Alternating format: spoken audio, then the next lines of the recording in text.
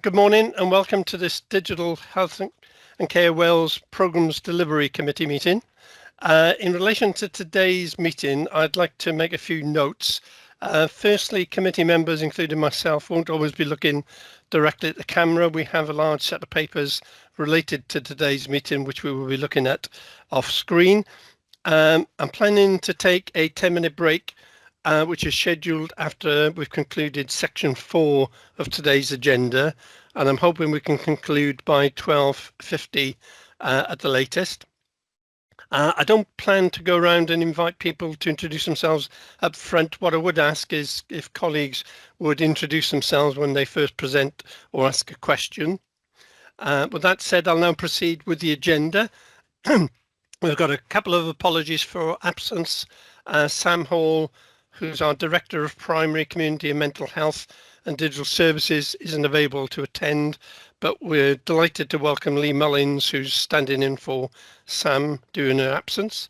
And I've also had apologies from Rydian Hurl, our Executive Medical Director, and I'm being made aware that Ruth Glazan, our Chair or Interim Chair, needs to bow out at 12:25 for another scheduled clash. Moving on to declarations of interest, I've received none in advance of the meeting, so can I just check if anybody's got anything related to today's agenda they need to bring to my attention? Great, fine. Okay, let's move on then to section 2, consent agenda. I've received no comments or questions in relating to these items that are on the consent agenda, so I'll just go through them and make sure that... Oh, Ruth. Sorry, I did have one question on the typology, the programme typology, which I think is one of our most important pieces of work that we're doing. We were talking about how we socialise that with Welsh Government, and I just wondered where we'd got to in that piece. Fine, okay. I'll park that one for a minute, if I just to keep to the order. So let's just firstly approve, if we can, the minutes of the last meeting. Has anybody got any comments or additions to the minutes that are part of the meeting pack? If not, we'll approve those formally. Okay, minutes are approved. The forward work plan is essentially there for our noting, so unless anybody's got any comments, we will note that.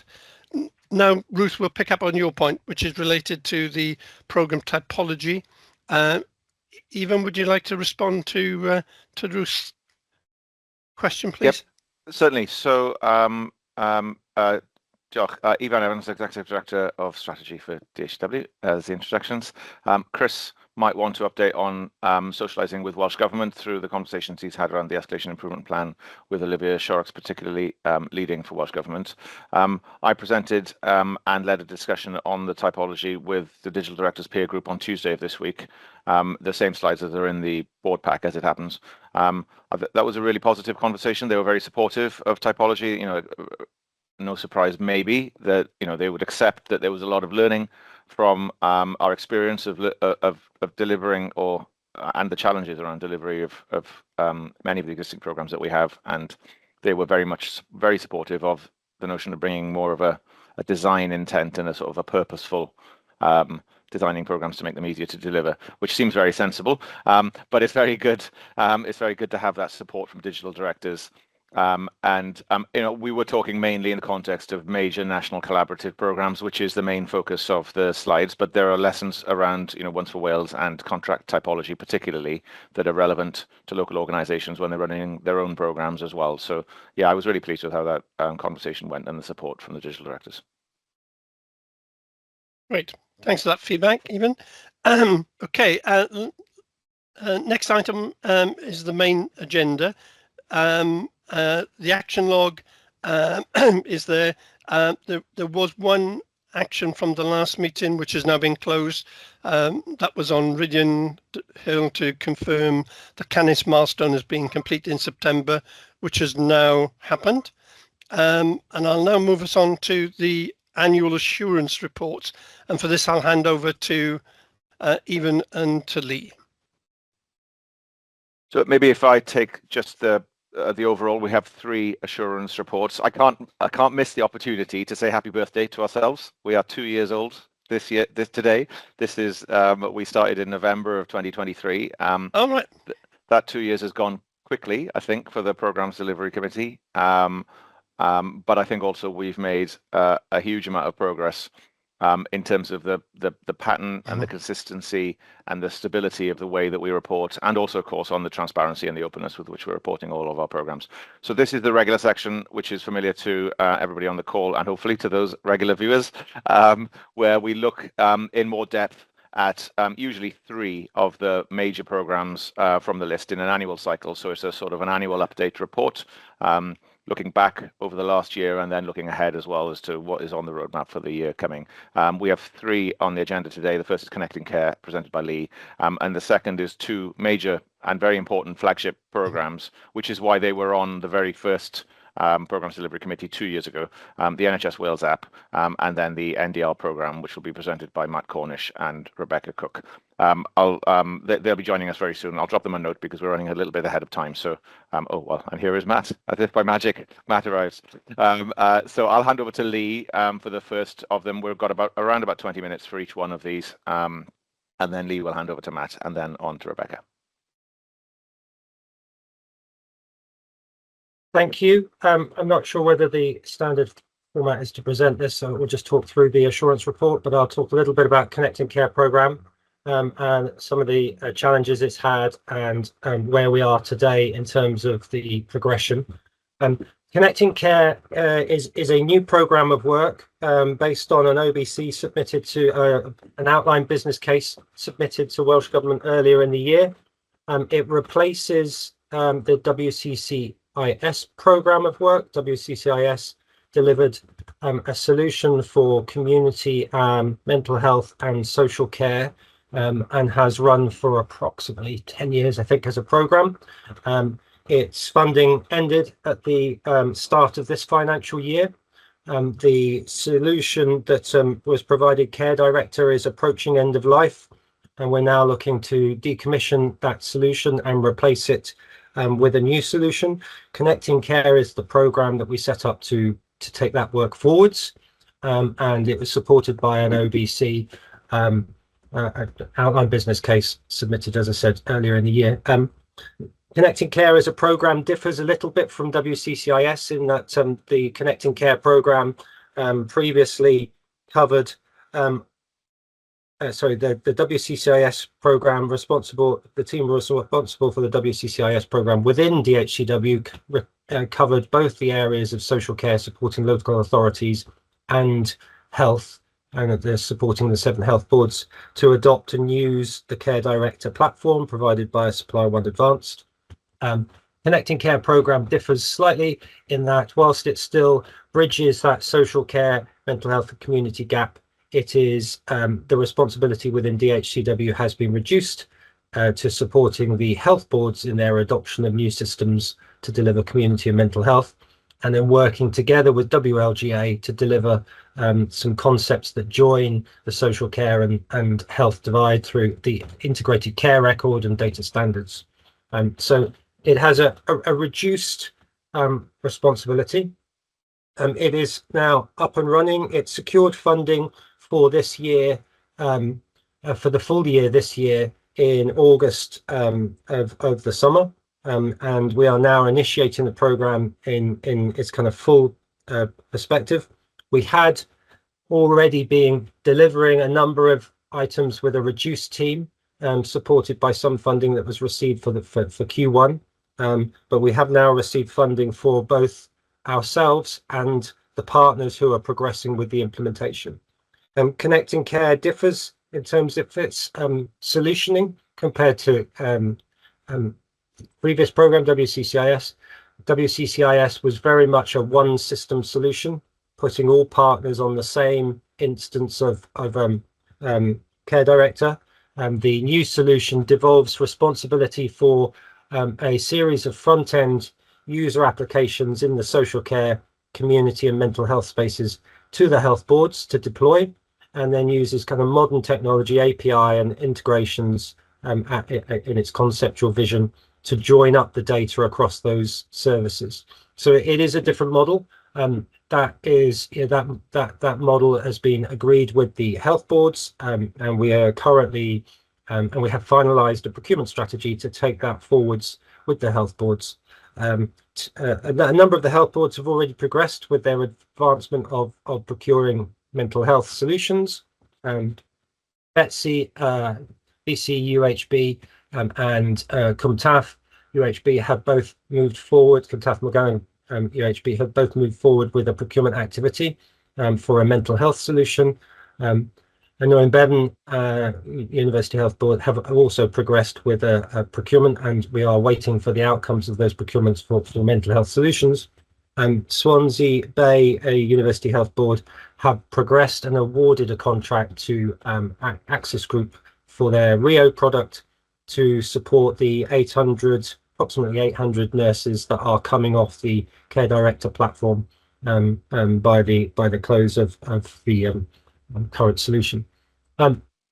So things are progressing in the procurement space. We have a procurement strategy agreed for the remainder, so that's the remaining mental health solutions required and community solutions across the entire system. Those activities are being advanced by Powys and Haldar at the moment, and we're expecting Powys to go out to market for their solution shortly in the next couple of weeks, and we are prepping with Haldar to go out for a broader community solution that will support Haldar, BETC, CUMTAF and others to provide a community solution. We're also working very closely with primary care to understand the requirement for clusters and integrated care, that is supporting the kind of shift left to delivering services in the community rather than through outpatient services in secondary care. We are working on the requirements to ensure that anything we buy for the entire community can meet those requirements as well, and will integrate closely with their primary care partners who are all currently migrating to EMIS. So the procurement activity is well established and moving forwards. The implementation timelines vary depending on demand, size, and initiation. Some of the health boards are likely to initiate later, and whilst, as described, some are already underway. So the aim is to broadly have completed all implementations by 2028. That may be challenging yet, but we'll kind of assess that as we plan those implementations and work with the health boards. Just touching on the funding for all of those activities. So the funding disbursements have been agreed. There is funding for approximately £8 million of programme work this year. That broadly splits between 4 million for capital and 4 million for revenue. The revenue, 3 million of that revenue is dispersed to health boards to support their procurement and implementation activities, whilst 1 million is supporting the programme activity initiation within DHCW and some other activities around supporting exit of the existing platform and data migration. The 4 million capital is provided to support the digitization of capability within the staff base, so providing them with the digital devices to allow them to properly connect to future systems. So that work is already underway. We have agreed the disbursements for all of the health board monies, both revenue and capital, with the health boards, and we're progressing that currently. So I think that kind of brings you up to date on the implementation side of things. The other elements, as I mentioned, there is the integrated care record. The integrated care record is in discovery. The purpose of the integrated care record is to provide a solution or capability that allows us to effectively share and display data across systems. It allows someone who's providing a service within one service line, say community health, to access appropriate data to support decision making at the point of care from other services. So whether that's the DHCW data spine providing information on medicines or results from secondary care activities, or indeed across the social care and health space, providing information to social care practitioners, that is relevant from a health perspective, and which is particularly pertinent in some areas such as mental health and frailty, where a lot of our citizens receive care from both social care and health at the same time. So the integrated care integrated care record is designed to support that sharing of data. We are initiating discovery at the moment. So far, that program of work has it did issue a request for information out to the market as part of the discovery to understand what products and services were available in this space. That had a very strong response from the market.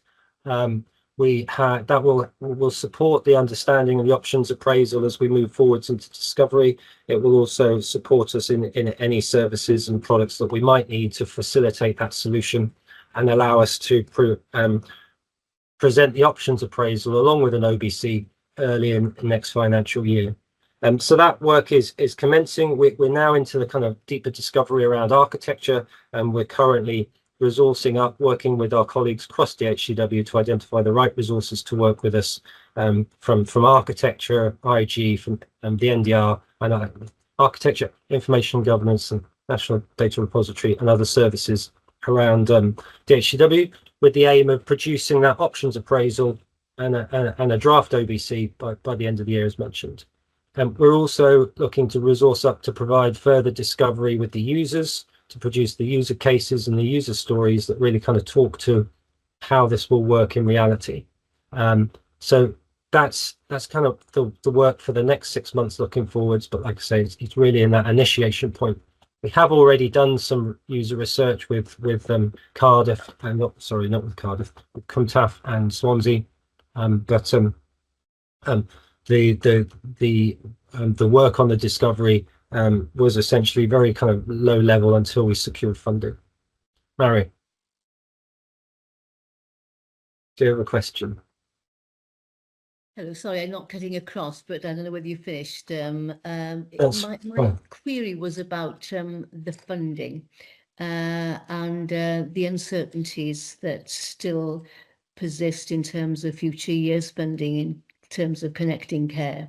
The draft budget was published a couple of days ago, Welsh Government's draft budget for the next financial year.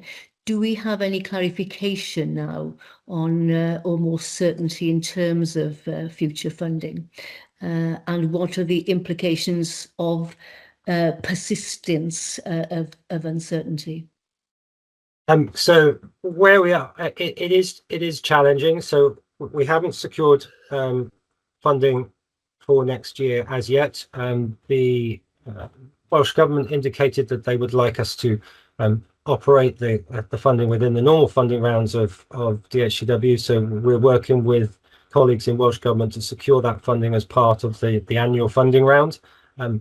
That we are looking for assurances from Welsh Government, because obviously as a multi-year programme with complicated implementations, health boards need the assurance that the funding is there for a number of years rather than single years. So we are working with Welsh Government to kind of provide those assurances and to our health board colleagues so they can fully commit to the programme. I would say the system is conscious that it needs to do the work, and therefore we are progressing at risk in a number of areas. The risk appetite across different health boards varies, so we are working with them and Welsh Government to provide those assurances. But as of today, we have not confirmed next year's funding as yet, or that forward look at funding. So I'm hopeful that we will secure some space within the budgetary kind of discussions as soon as possible, but all our numbers are submitted to Welsh Government for consideration. Thank you, Lee. Thank you. Ruth, do you want to come in now? Thank you. Thanks, Lee. I think this is one of the things probably that I get asked about most, either by vice chairs or chairs, is the Connecting Care programme. And you know, I think the work that we've done to bring the clarity to the programme has been fantastic. If I haven't understood this right, tell me, but it feels like as you were talking through the procurement space, we've got some of the health boards are working with us within the programme and others are effectively outside of the programme currently. So I just wonder how we're managing that risk that a proliferation of different systems is out there, and obviously the risks around sharing the data, the risks to patient safety, etc., when we're crossing over health board boundaries with all of this different stuff. If I haven't understood that correctly, then say so, but it feels like some people are going their own way and some are working more closely within the programme. So we have done a number of things to ensure a kind of once for Wales approach, even though we are indeed looking at a devolved set of solutions. Everyone has access to a national requirement that was agreed with all the health boards. Obviously, it's very much a kind of brownfield site in terms of where we are. Health boards are all very different stages, and as they look to deploy tools, they need to fit in and complement other elements of their IT infrastructure. So they are all filling different size gaps with different requirements. So they have the ability to take that national requirement and bend it to reflect their specific needs. I think we're also looking to provide governance and assurance across the top of all of those activities. So we have a governance structure that spans all of the implementations. We are answerable to a DDAP board that indeed raised the same question as you just had, Ruth, and they are indeed in a better place to solve that. So they are guiding us as to how we bring the activities, the Pathfinder activities, which are managed through separate business cases in Betsy and Cwmtawr for Mental Health Solutions, under the assurance and governance of the programme. So we're working with Welsh Government and Betsy partners. They currently do report into our programme board in terms of progress, but obviously we don't have that kind of financial leverage at the moment over them because they receive their monies in a different way. So we are working with all colleagues to bring that in and manage that. I think the key role for us as a programme is to ensure that we are learning everything we can from those various activities and flowing it into the activities of others, and that's very much kind of where we're at the moment, with them reporting to our higher boards on the challenges, issues and progress of those pathfinders. So I think there's more work to be done. We have now stood up, I would say, the majority of the governance, but we continue to review it to make sure it's as effective as possible. Okay, thanks, Lee. Ewan, do you want to come in? Yeah, thanks. Lee, I recognise Connecting Care has been around for some time, so it predates the more recent work that we've been doing through this year on commercial and program typology and various things. And there are some distinct characteristics to the sort of the joint NHS and local authority governance models that we need for Connecting Care. But I just wonder how the design for Connecting Care is what opportunities, I guess, there are to take consideration of the new typology, because we're getting a very strong support from government to bring that learning in order to design programs for success. So have you been able to use that typology, or do you see opportunities to use that typology to help to design the Connecting Care program to make it easier to deliver? I'm certainly very aware of the typology and work with the kind of program team initially on some of the good practice that we need to observe within programs. So I think we are very broadly aligned with that kind of process. So I think there are still opportunities for us to shape and learn from some of the challenges, as you described, around how we initiated Connecting Care, how we sought some approval for Connecting Care, and the business, and in particular the business case process associated with Connecting Care. I think there are absolutely opportunities as we align to the new kind of approach for us managing programs universally across DHCW, that we need to bring it in and sit it very much in the fold of that activity, rather than it being somewhat of an outlier as it has been in the past because of the way it's bridged outside of health. I think that there remains challenges around the governance structure associated with that, because we're not responsible for the whole program. WLGA take up a significant responsibility for that program, but I think there is still work to be done to ensure the program is fully in its best shape, governance, assurance, and reporting wise, to deliver at its best. But we are really, as I said, we are very much in that initiation program process it. Happy to pick up with the program management team and office to make sure that we are properly aligned. Okay, great. Thanks, Lee. Can I just check? I've got a couple of questions, but anybody else got any questions for Lee? Otherwise, I'll chip in my 2 pence first. Thank you. Lee, 2 things. So firstly, we've got a complicated landscape. We're moving from legacy to new. Can you just give me some assurance that the patient data that's been collected historically is going to be secure going forward? There's a data migration plan in place in order to make sure that that data is carefully looked after. That's my first question. So we already have a data migration capability. WLGA have been working very hard on how we protect, assure and release the data from the current Care Director platform. They have a highly vested interest, having 15 parties within the Care Director kind of data set.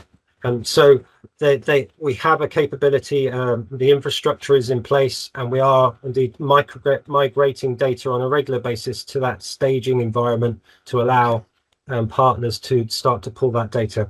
And the first colleagues, Ceredigion local authority, I think it is, are well progressed in testing that approach. Okay. So yeah, we can provide that assurance. Thank you. That's important. Second question is following on from Ruth and Marion's concern about funding. I've got same concern. Doesn't my concern is more to do with, I think it's likely we'll get the funding, but not certain. What I'm more concerned about is the timeliness of the decision for the funding. So if I think back to where we were earlier this year, we actually got the funding a little bit after the start of the financial year, if I remember correctly, which did mean we got a delayed start. And to what extent does that delay in assuring the funding impact the implementation program that you've got? So if there's a delay as we go from one financial year to the next in the funding, to what extent will that impact the deliverables from this program or this piece of work? So I think, given where we were in a state of initiation at the start of this year, we continue to work at risk. DHCW took on some of the resource risk associated with continuing the program, and we did receive a small batch of letter for funding early in the year that covered us off for some resources in the first couple of quarters. So we did we managed that risk, and we managed to initiate. We are in a different situation going into next year because we will be committed both internally from a resource perspective across a far larger kind of resource base, and obviously the health boards will be at the point, hopefully will be at the point of letting contracts and initiating implementation. So it is critical that we secure notice of funding in the standard kind of budgetary funding round this time. I think we can't. I would hope we don't experience the same experience of the previous year where we spent a lot of time, and the year previous to that, where we spent a lot of time negotiating with the funding position with Welsh Government so that we could move forwards. It is a distraction from the delivery work. So I would hope we will at least have that proper indication before Christmas that we are part of the budgetary setting. Fine. Thank you, Lee. We'll keep a close eye on that as we move forward. And thanks for your candor around that. And unless there's any other questions for Lee, I'll thank you, Lee, for the report. If you want to stay in lieu of Sam, please do so. But if you've got other things you need to be doing, then you're welcome to drop off at this point. Thank you. Thanks. Let's now move on to digital services for public and patients.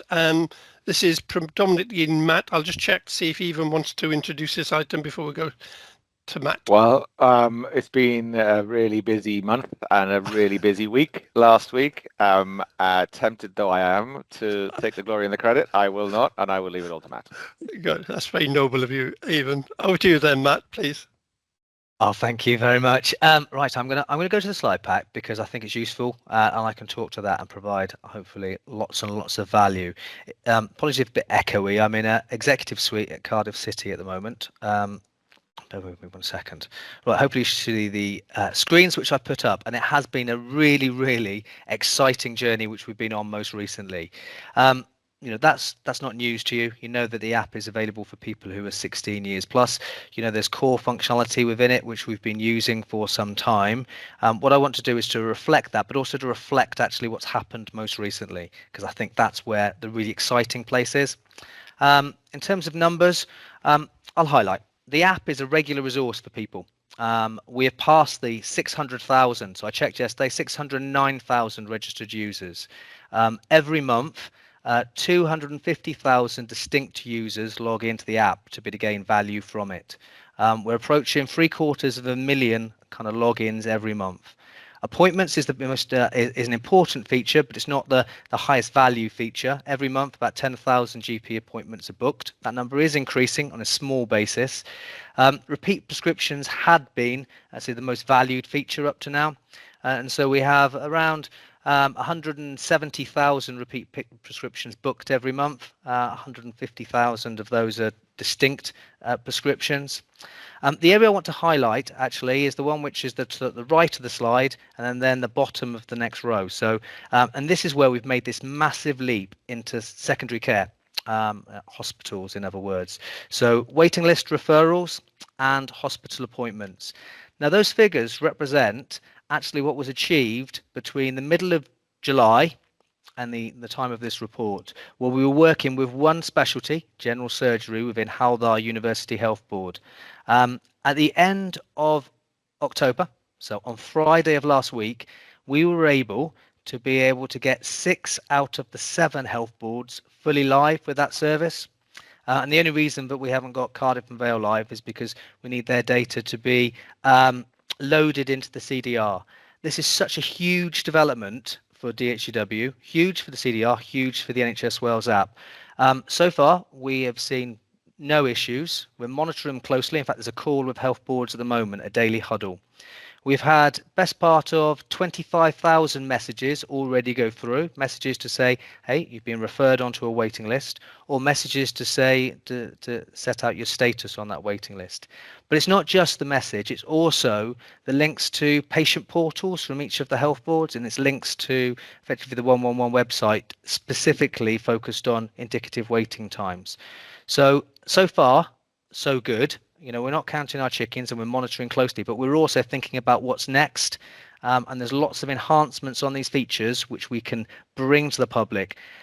All of this has been achieved in such a short period of time. It was really the letter of activation from the kind of outgoing Director General at the end of August, which helped the system to be able to energize, come together, and to be able to deliver this at scale. Sort of 4 months of work, whereas previously our colleagues in England had taken kind of a lot longer to achieve that.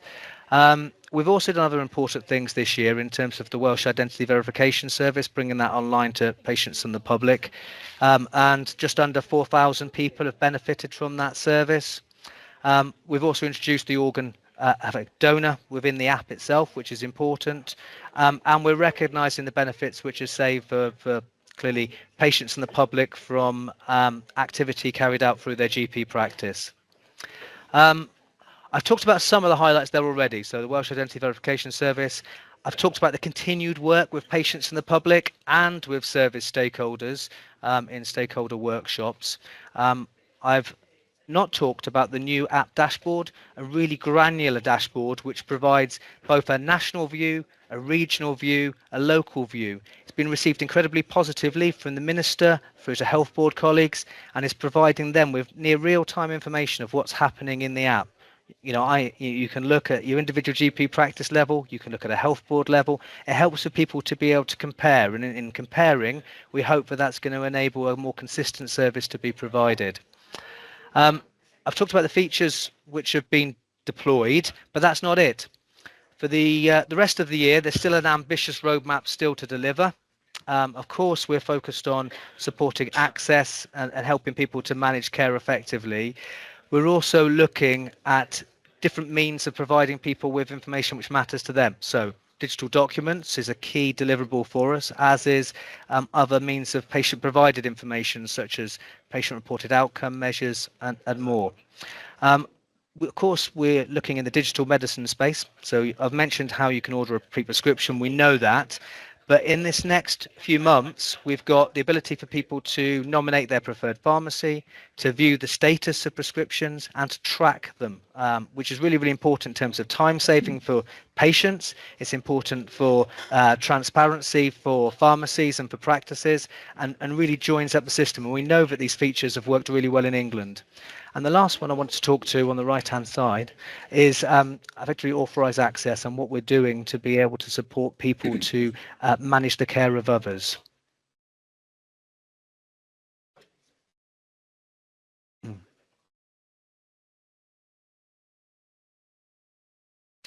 Apologies, I'm going to have to move to another room a second. I'll just take some questions.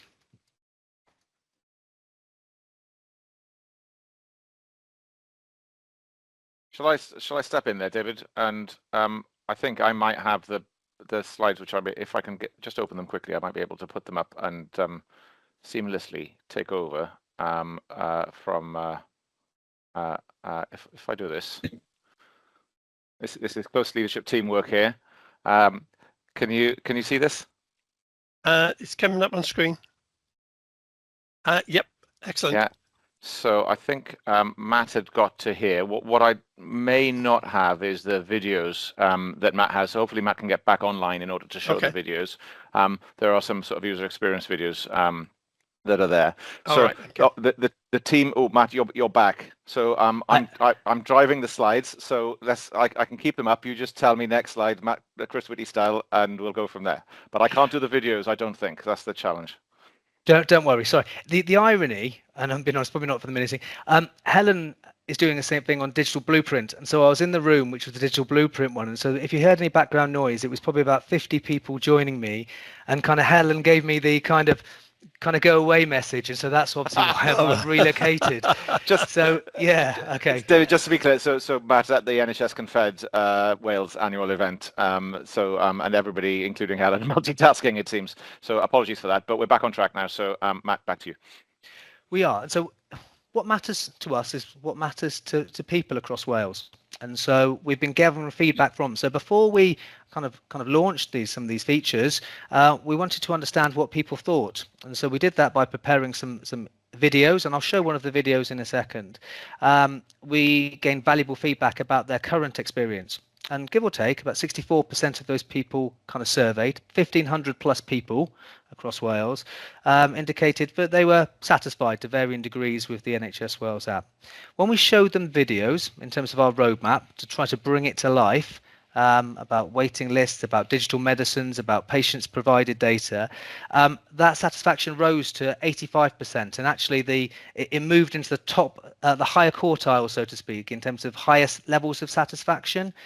Of course, within that, there's always well, are you going to deliver it? Because people are naturally skeptical, aren't they? We all are. But that was some of the feedback which we received. But certainly positive about what we're doing, and we're reaching out to them. So that I've talked about those features, and when I play the video, we're reaching out to patients and the public who are receiving these referrals and these messages, and understanding their feedback from that. So in a whole end-to-end process, because we want to be able to not just say to Welsh Government, look, we've achieved this milestone, but we want to show them what people think, and we want to show that how it matters, and we want this to have a longer lasting value. So thanks, Ivan. But of course, we recognise that not everybody wants to be able to access and health information and carry out transactions in a digital way. And so it's always important that alternative routes are available. We are doing work in the community with GP practices and the third sector to be able to help through the work of digital champions for people to get online and people to be able to use these digital routes. And we'll keep doing that, and we'll share learning. It's a slow process. Different communities work in different ways, but we want to show what works effectively. And we've got some really great learning from, I think, the North Cardiff cluster, which we want to be able to share on the national stage, and so that others can pick up. Okay, Ivan, if you're happy to go to the next slide, and then I might grab hold. So I will grab back hold of the screen and then I'll put the presentation back up and I'll play the video because it's got sound in it. Cool.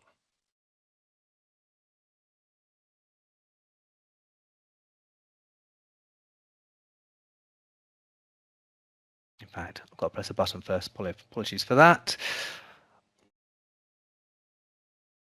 Right. Good stuff. So you should see the presentation come up again on my screen. Yep. And I'm going to play the video. It's about a 2-minute video, that's all, and it's narrated. Meet Rowena Jones. Rowena lives in Ceredigion with her 3 children and a dog. After visiting her GP, she's been referred to a hospital for an outpatient appointment to explore whether surgery might help with her condition. Normally, Rowena would wait weeks, sometimes months, without knowing if her referral has been accepted. Many patients like Rowena call their GP to check for updates, which means practice staff have to chase hospitals for answers. This takes time and resources and is often avoidable. Fortunately, she uses the NHS Wales app. She's enabled notifications, so as soon as the hospital accepts her referral, she gets a message through the app. She taps the NHS Wales app logo and logs in securely. On the home screen, a dot shows that she has new actions in her to-do list. Rowena opens the message from her health board, and it confirms her referral and includes a digital version of her hospital letter. While she waits, Rowena can return to the NHS Wales app at any time to check her referral status. In My Health, Rowena can see her GP summary record and her hospital referrals and waiting lists. She can also view estimated waiting times to get an idea of when she might be seen. If she no longer needs the appointment, then she can ask to be removed from the waiting list. She can either call the waiting list office or send a request securely through the NHS Wales app. When an appointment is confirmed, Rowena receives another app notification. She logs in to view the new message with appointment details. She can archive the message to keep her inbox tidy if she wants to. Rowena can visit the app anytime to check the time, location, and other useful information like parking details or links to patient information. If she can't attend, Rowena can request a new date or cancel. Her request goes directly to the hospital team. Closer to the date, she receives another reminder about her upcoming appointment. With priority patient pathways in the NHS Wales app, Rowena stays informed, reassured, and in control from referral to appointment, all in one secure place. Okay, so that's the end of the video, and I've got one slide to go. I mean, it's an illustrative journey there, but that's live now. People are benefiting that. 10,000 messages a day currently. The dashboard, illustration of the dashboard, it's difficult to do a dashboard justice, but I mean, if we provided you a link with it, then I'm sure you'd find a huge amount of value to be able to dive in and actually see actually the activity which is happening within the app, and importantly, the trend of activity which is happening with the app. Now, we get feedback all the time on the dashboard, even the 1 month that this new dashboard has been available, and we're making changes iteratively to be able to respond to people. There's more and more of it which we want to be able to show, because I think with the power of data, the power of information, that's the best route for us to be able to deliver kind of a more consistent service which people want across Wales. So I'll pause there. That's the end of the presentation per se. Sorry about the disruption. I'm very happy to take questions. Okay, lovely. Thanks, Matt. Some good progress there. Let's go to Even first. Yeah, no questions, but I just want to bring in a couple of comments and reflections, maybe, particularly on the last couple of months. So firstly, I want to pay credit to all the teams across DHCW and across all of the health boards for the work that has been achieved through September and October. It's an absolute sprint with daily stand-ups of all of the health board staff throughout the whole of October, to be able to connect all the patient administration systems and surface them through the app in that sort of time window is a really impressive achievement. And I think part of what enabled that was a very clear position from Welsh Government. So at the end of August, as Matt mentioned, Judith Paget set out a very clear expectation that was reinforced through the new digital governance. We knew there was a Cabinet Secretary expectation behind it, and that had a I wouldn't say galvanizing effect, but it had a cut through effect, making it very, very clear what those expectations were and a very specific goal to work to, which teams did. So I think that was really valuable as a reflection. And the second thing is that this is, although the CDR has gone live for clinical product through the Wales growth chart, which is in the Welsh Clinical Portal from April, this is a much bigger scale go live for the CDR. So all appointments data from all the PAS instances in Wales now flows into the CDR and is available to the app.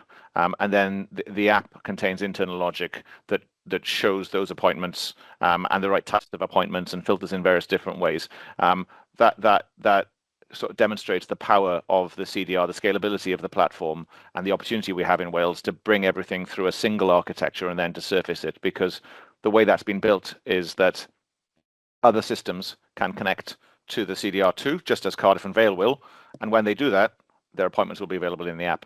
And in future, other services can connect to the same APIs as the app is using, and they also will be able to show appointments. And that is really powerful, and it's linked closely to the target architecture that we're building. So it's a really, really exciting project, and I think everybody involved can be very proud of it. Great, thank you, Ian. Before I go to Chris, I've got a question which relates to what you've just said, so I'll chip in now. We've got an issue with Cardiff and Vale and the data going into CDR. Do we have a time frame for that happening so we'll be fully live with this new functionality? Yes. Well, Rebecca and Matt might want to come in, but we're working to November, and okay. it's yeah, it is. I guess it's an issue because it's a fact, isn't it? But it's because Cardiff have got their own PAS system. They don't use the Welsh PAS system. They use a different system. So they have to connect their own in-house built patient administration system into the CDR. But they'll be doing that through the same connectors as we built for the Welsh PAS. Fine. Okay, great. Thanks for that clarification. Let's now go to Chris. Thanks, David. And my question Ivan covered to some extent, but keen to hear from Matt. It was about any learnings and reflections from the last couple of months. Obviously, we're in escalation for major programs, and we've had a change in direction, and we've delivered, which is fantastic. But I'm sure there's lots of learnings, and I think it's important for us to just take note of those and make sure we build them into how we do things in the future. Are you happy to me to answer, David? Yeah, please come in, Matt. Yep. No, absolutely. So we've been capturing learnings in a number of ways. So we've reached out to all of those health board partners and to draw feedback from them. And we've got a learning event scheduled with them on the 2nd of December. So we'll have had all the feedback from the survey, which we've distributed, and then we'll be playing that back to them.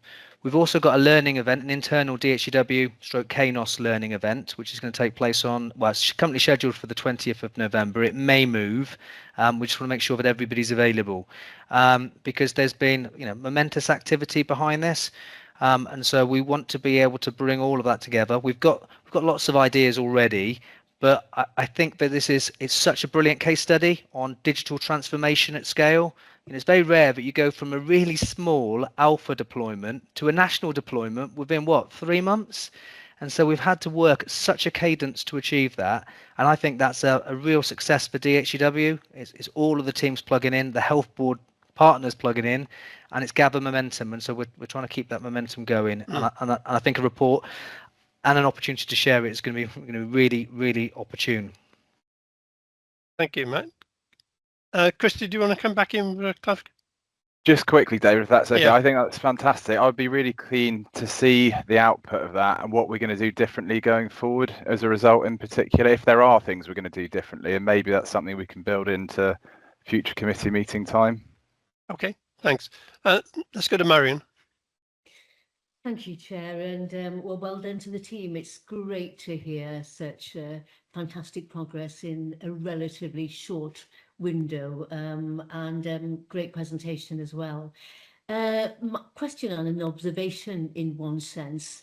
One of the greatest frustrations over the last few years for Joe Public has been the access to GP appointments.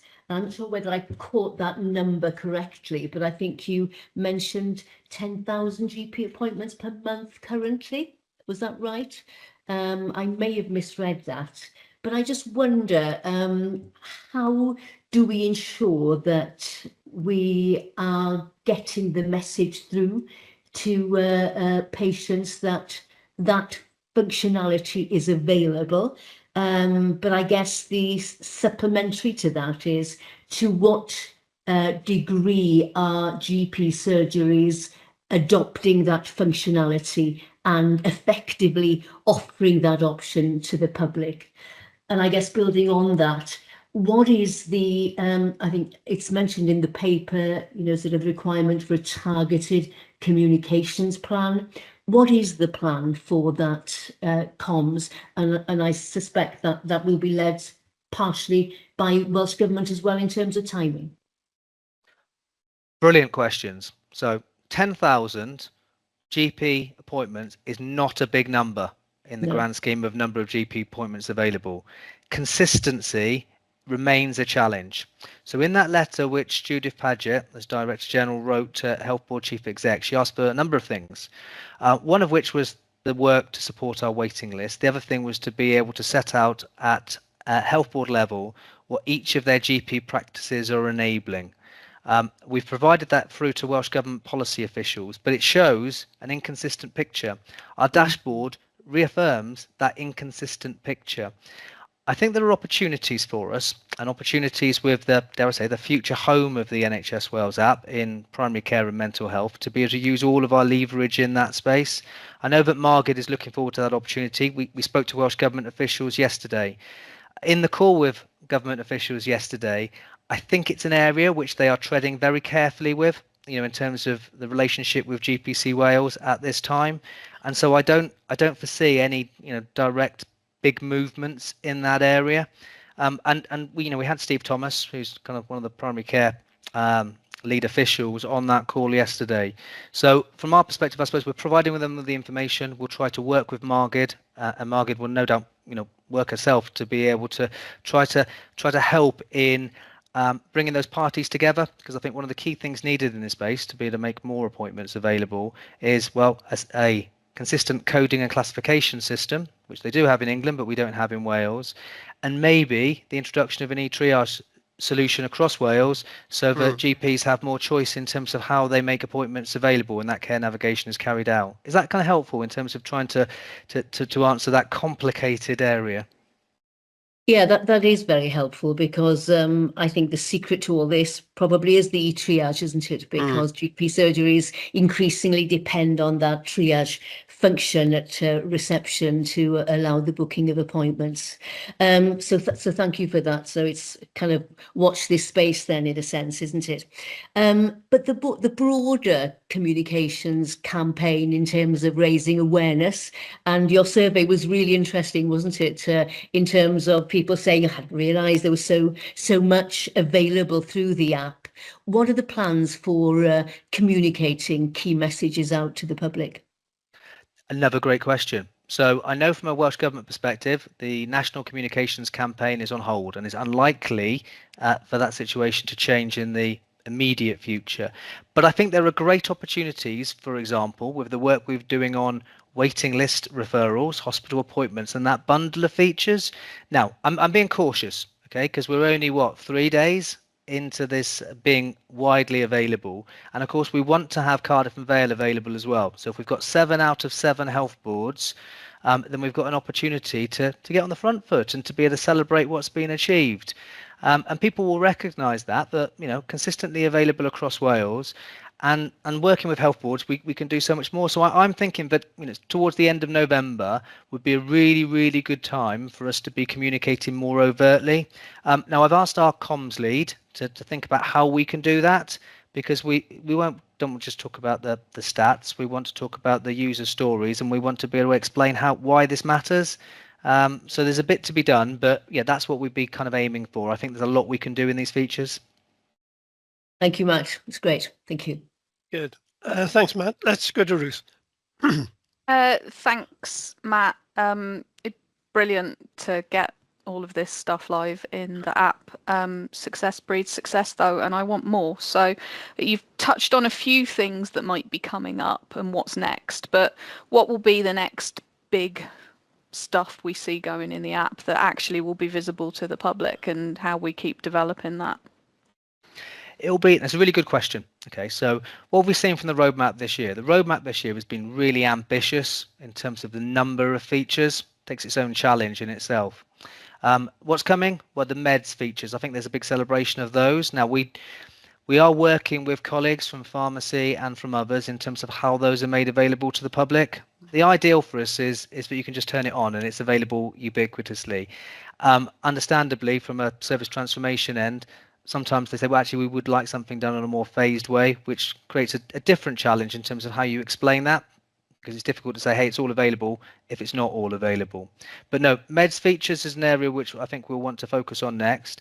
One of the areas which we'll also want to focus on is patient-provided information. So PROMS has got a lot of momentum behind it, both from value and transformation within performance and improvement, and across the health boards. And they're all using kind of the one solution via Promptly. So we want to be able to look to that, and that's in the kind of February-March timeframe in terms of its deployment. Obviously, we want it to be successful, and there's an opportunity to be able to champion that. And the last thing I'd say is we're in the current work about developing the plan for next year, or the plans for next year, because that's what government have asked for, something akin to the gold, silver and bronze approach. That's been mostly led by Dan Siemens, our head of product, working with Margid, given that they'll be responsible within primary care and mental health for delivering this year. We're providing all the support that we can. That's going to be important because, of course, it's not just the shiny things and the exciting new things. It's also about the really important continuous improvement of existing features, which we need to do. And there's lots of improvements which we can make to the features we've already got. And also it's about, and this is probably the unglamorous thing, it's also about, servicing technical debt and making sure that the app remains a safe and secure platform. It's the bit which people often don't think about, but it costs money to ensure that the app is where it needs to be. And at the same time, we'll draw lots of learnings from our colleagues in England. So, yeah, hopefully that's just given you a kind of a platter of what's to come. Good. Okay, thanks, Matt. Evan. Yeah, thank you. I just want to wrap up, I think, and just reflect on the sheer complexity and variation of the way that healthcare services are configured and delivered in Wales. So we've always known that there's a complexity and there's a variation in the digital tools that underpin, like Welsh PAS.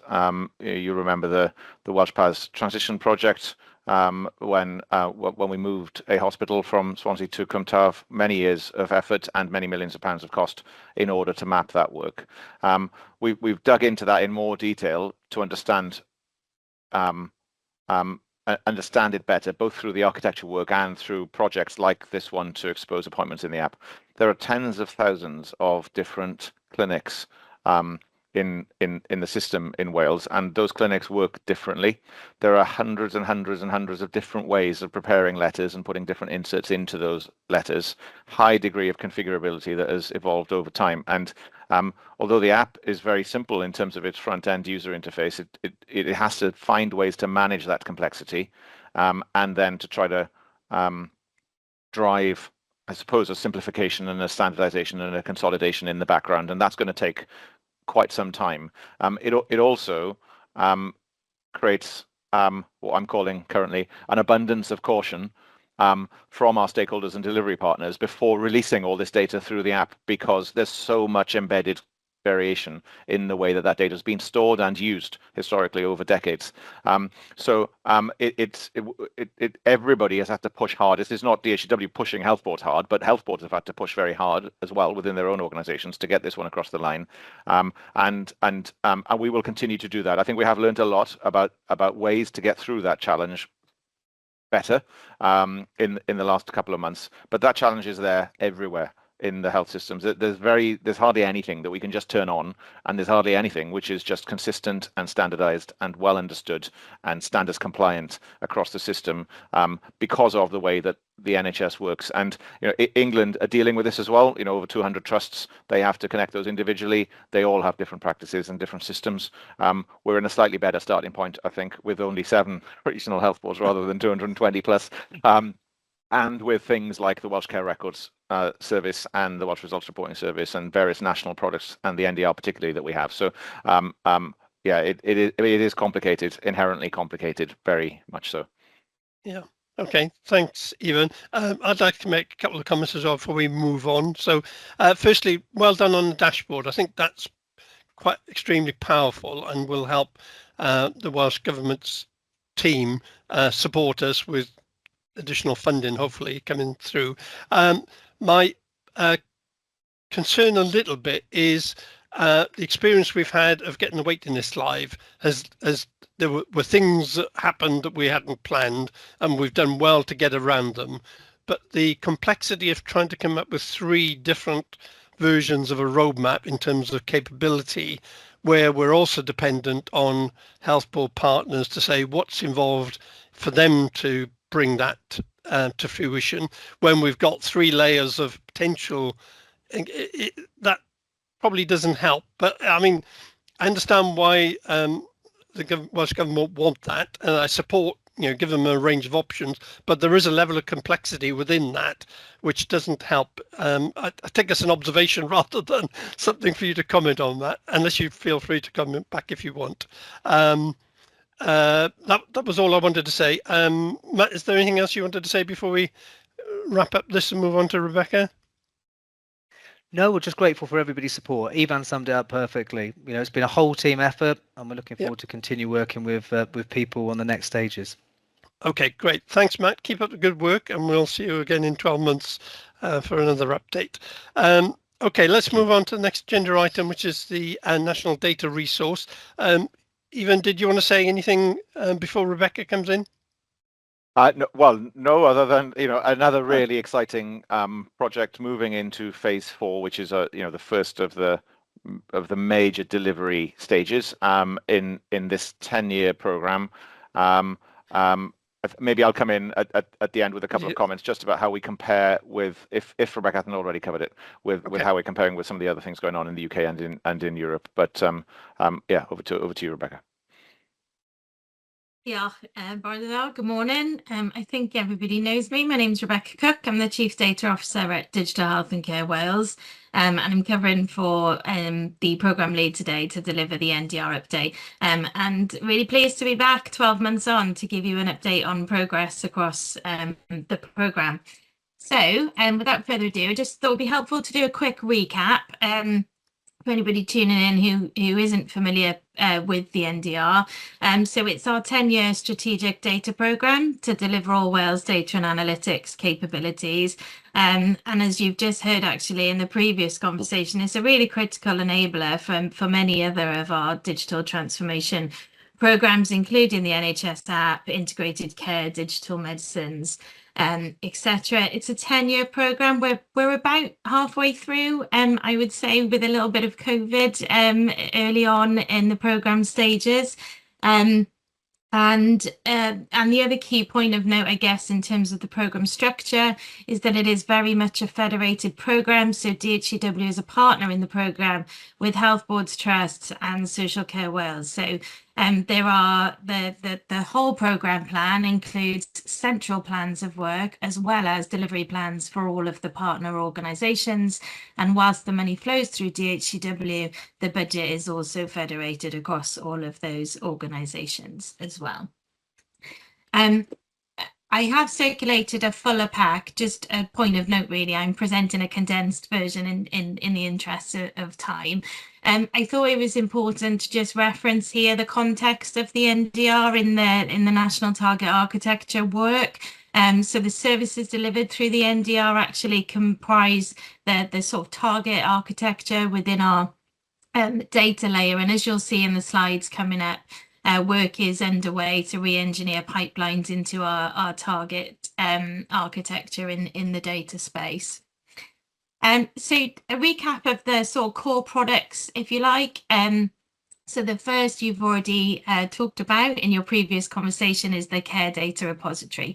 So that is our single source of truth repository for citizen data in Wales. So that means data that belongs to me, Rebecca Cook, wherever that was generated across the system, will be stored and available to other applications.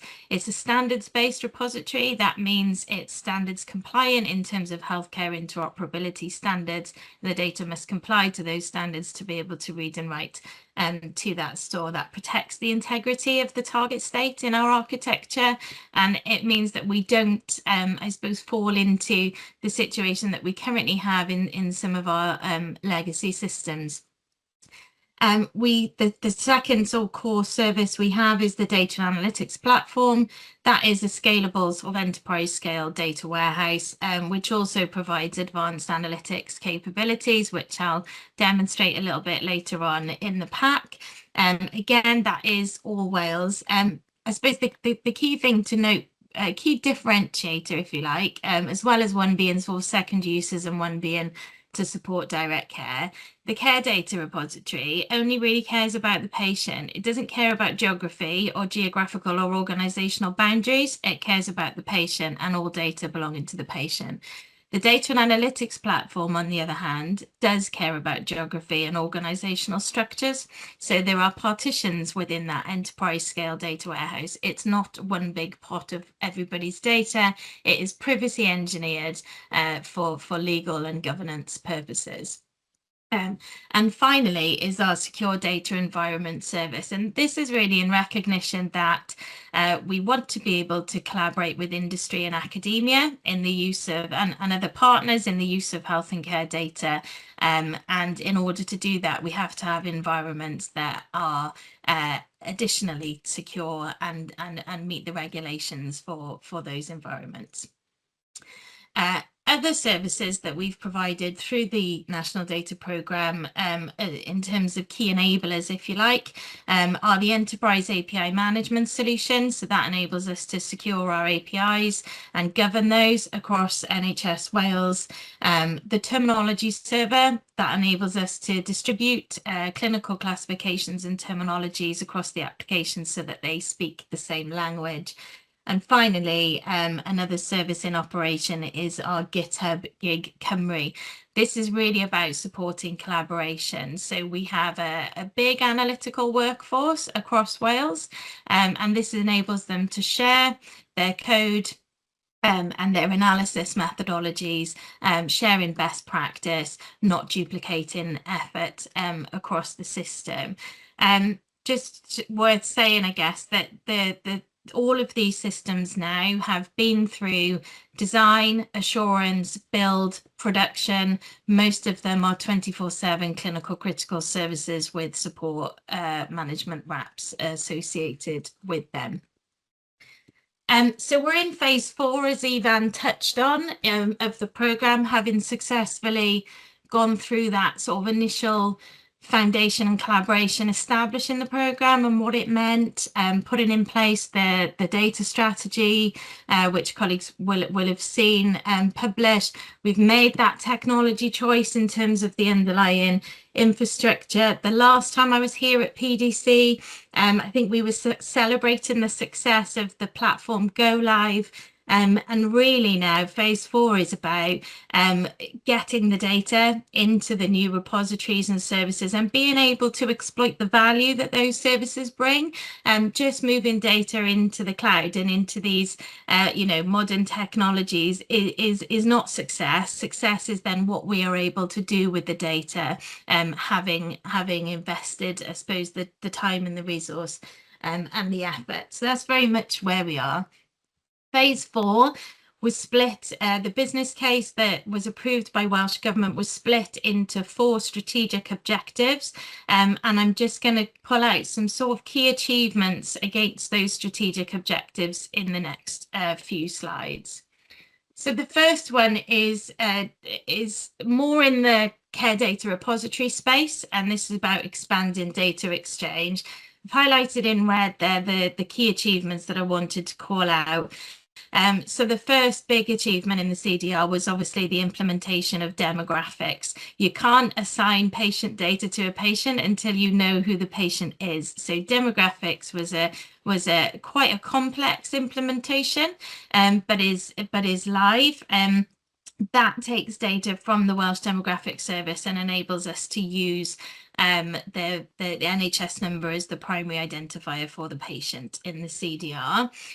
We've also implemented growth charts, which I will show again later on. And you've just heard about the more recent success of All Wales Encounters data with Cardiff and Vale pending. So from 6 of the 7 health boards, WPAS encounters data flowing at scale in real time to the CDR and making those available via CDR APIs to the NHS app. We'll soon be going live with the shared medicines work, which would have been reported previously, I suspect, through the medicines programme. So the focus in this area, it's really about ensuring that those standards are published in terms of how the data needs to be defined in order to flow, having those pipelines built, and then applications reading and writing to the CDR. So our current sort of focus of work will be diagnostics data, documents, and Matt talked about PROMs there on the timeline. That also aligns nicely with PROMs on the CDR timeline for those feeds. The data and analytics platform sits in strategic objective 2, which is enabling and supporting advanced analytics. We're supporting a number of health boards who are really accelerating their migration journeys from their local on-prem SQL Server data warehouses into the data and analytics platform. Into their segregated sort of boundaries, as I described, and we're also supporting the national data warehouse migration. You'll be pleased, having previously heard about some of the challenges with our switching service, which is how we load data into the current national data warehouse. We have recently proved the replacement services for the switching services within the data and analytics platform. So we've got 4 of those sort of core data sets that flow into DHCW now able to flow into the data and analytics platform. The other achievement here I wanted to call out is we were able to technically prove that we could replace the primary care data extraction functionality that's currently provided by a third party. I'll take questions at the end if that's okay, if anybody was waiting to come in. The secure data environment works. So the secure data environment currently doesn't live in the same tool stack as the rest of the product. So it isn't built in Google Cloud. We use UK SERP, which is hosted by Sale Databank and Swansea University. The key achievement, I think, that I've called out in this slide is that there was a research study recently undertaken, Quick DNA study, which was to analyse the impact of the use of liquid biopsy blood tests for suspected lung cancer patients in the early in the diagnostic process. Our role in that was not to undertake the research, but to provide the sort of data acquisition, the information governance, and the technical support and the environment for that research study to be undertaken. And it was undertaken as a collaboration between Cardiff and Vale Health Board, Cardiff University, and the All Wales Medical Genomics Service. So our key focus in this area is going to be the replatforming really of the secure data environment service into the technology stack of the wider NDR platform. But in terms of the service models and arrangements, those are there and assured and live as a service. Objective 4 is about sustainable practices, and within this area a lot of our work has been around obviously supporting partner organisations in their transition to cloud to increase their resilience, their scalability, and their cost efficiencies. We've demonstrated the scalability using terabytes of data. So we recently, well, I say recently, but within this financial year, took a copy of the on-prem data centres, and we've loaded that up into the cloud so that we could test the performance and the scalability of the data in there. And also in this area of the business case sits our analytics learning program. So I think we've touched on this in previous conversations here at PDC about the importance of upskilling the workforce as part of the program. It's not just about delivering technologies and capabilities, it's about taking the workforce with us and making sure that we're upskilling staff with different role types actually. So the analytics learning program has just concluded its 5th cohort. We had 70 learners across social care, primary care and acute secondary care in those. 12 of those are classroom based with a hackathon, and this cohort was the first one that we've incorporated GCP specific skills and training within the offering. And finally, strategic objective 5 is about fostering connected communities. So as part of the data analytics platform, we've enabled that secure data sharing between organisations. I think this is a really important point to call out. As organisations, we all send lots of data to each other, and then we all store the same data over and over again. And what we've been able to do actually by utilising the shared platform in the data and analytics space is actually just provide views of the data to other organisations rather than sending data, duplicating the storage. And that's been really positive feedback. We've really upped our engagement this year. The big data events are becoming really successful. We're getting lots of engagement in there and lots of good feedback. We've participated in Big Data London. This year we've presented the architecture of the NDR and we've done some presentations with the leadership board, medical directors, the 5 nations. They're really ramping up now, and I think that's been challenging before because a lot of the delivery of NDR up until phase 4 has been about the foundations and the things that people can't see. Whereas I think now we're able to demonstrate the value of the products and the services that we've delivered. It's really great actually to have something tangible that people can really get a feel for. I want to allow a little bit of time to just quickly fly through the case studies that I've included in the pack, but there's just this is a slide really to just articulate our ambitions are really big for the NDR, and actually one of the successes of the NDR program is that everybody buys into it across the whole system, and I think that's really positive. And we share the ambition and the goals and the objectives, but there are some really key prerequisites for us to be able to achieve what we're trying to achieve here. And this is about actually data being written to the NDR, data being read from the NDR, systems not trying to send and receive data with each other, which is then not available to the rest of the system.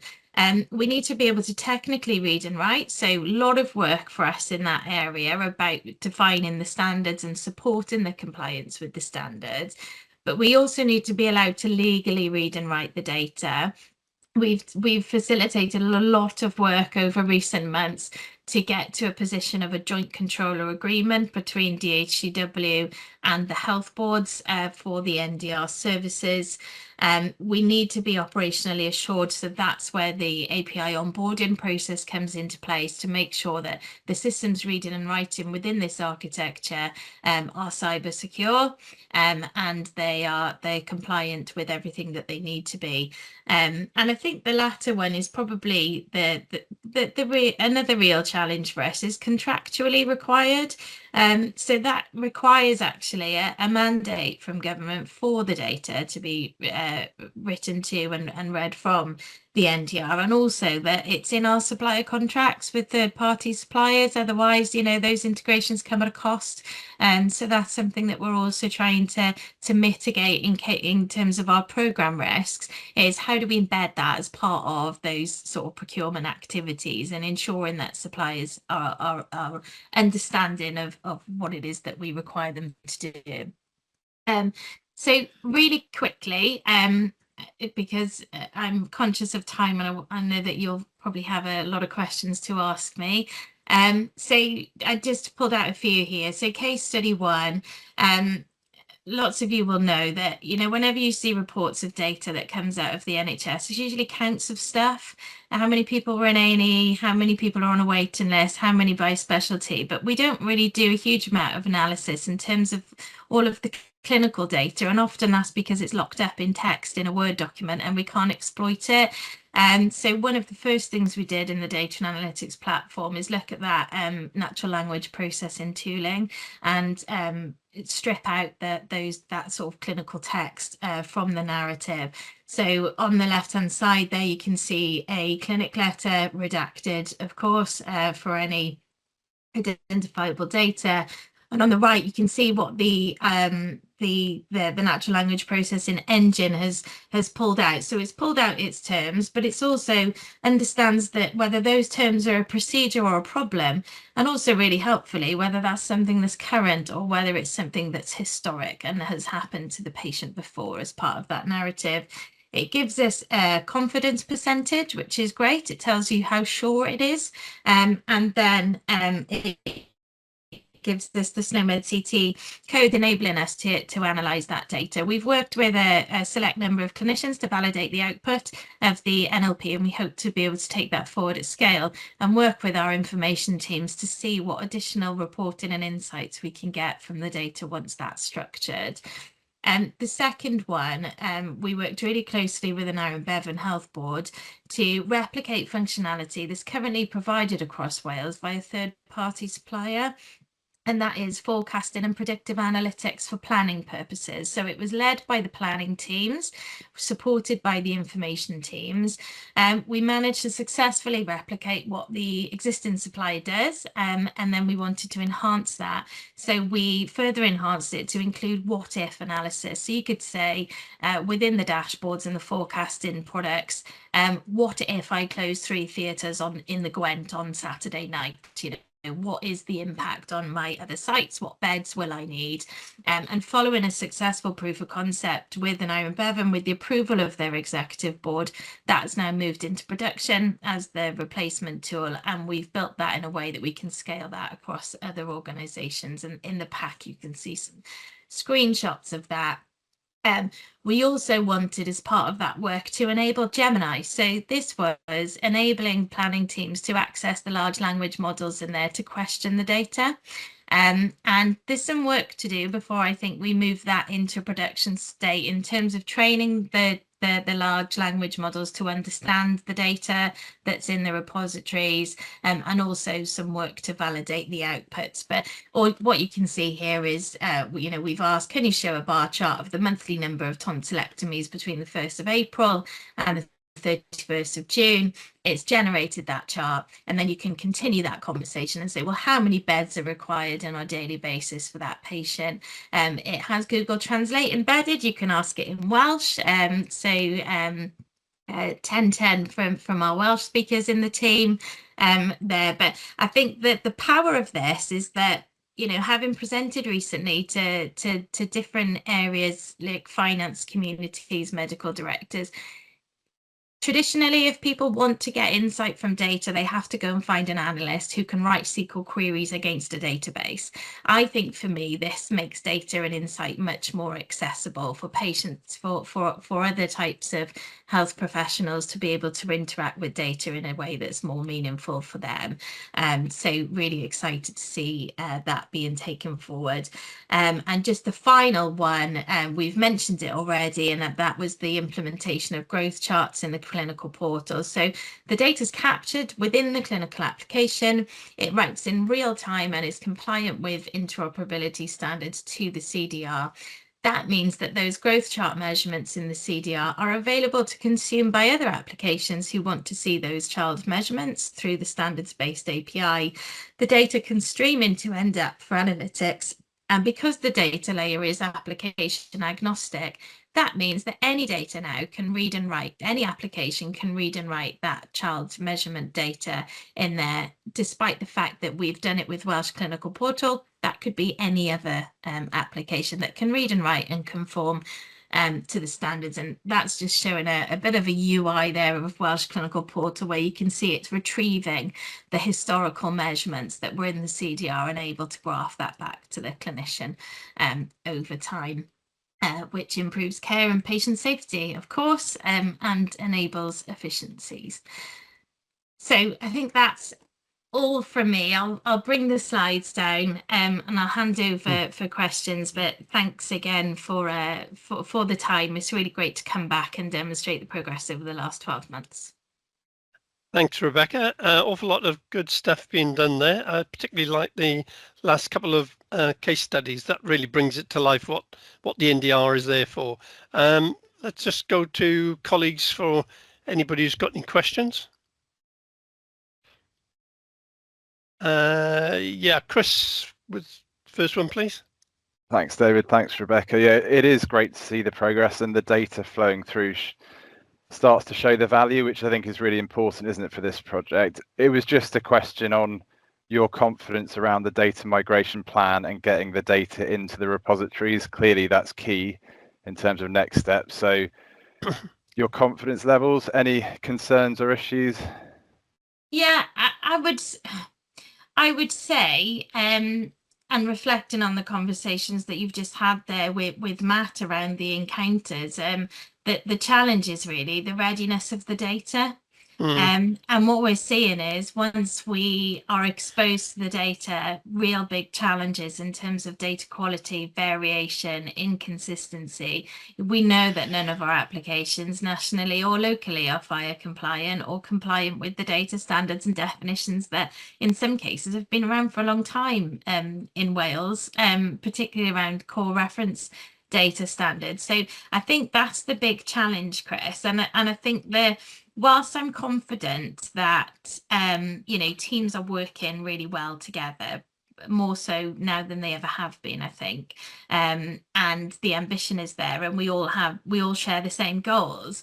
It feels as though once you get into the detail, it's often a lot harder than you anticipate, and I think that is what that affects then your confidence in terms of your timelines, because the additional work to prepare the data to get it to work knocks those timelines out. And I think we just need to build in that contingency to make sure that our planning is realistic.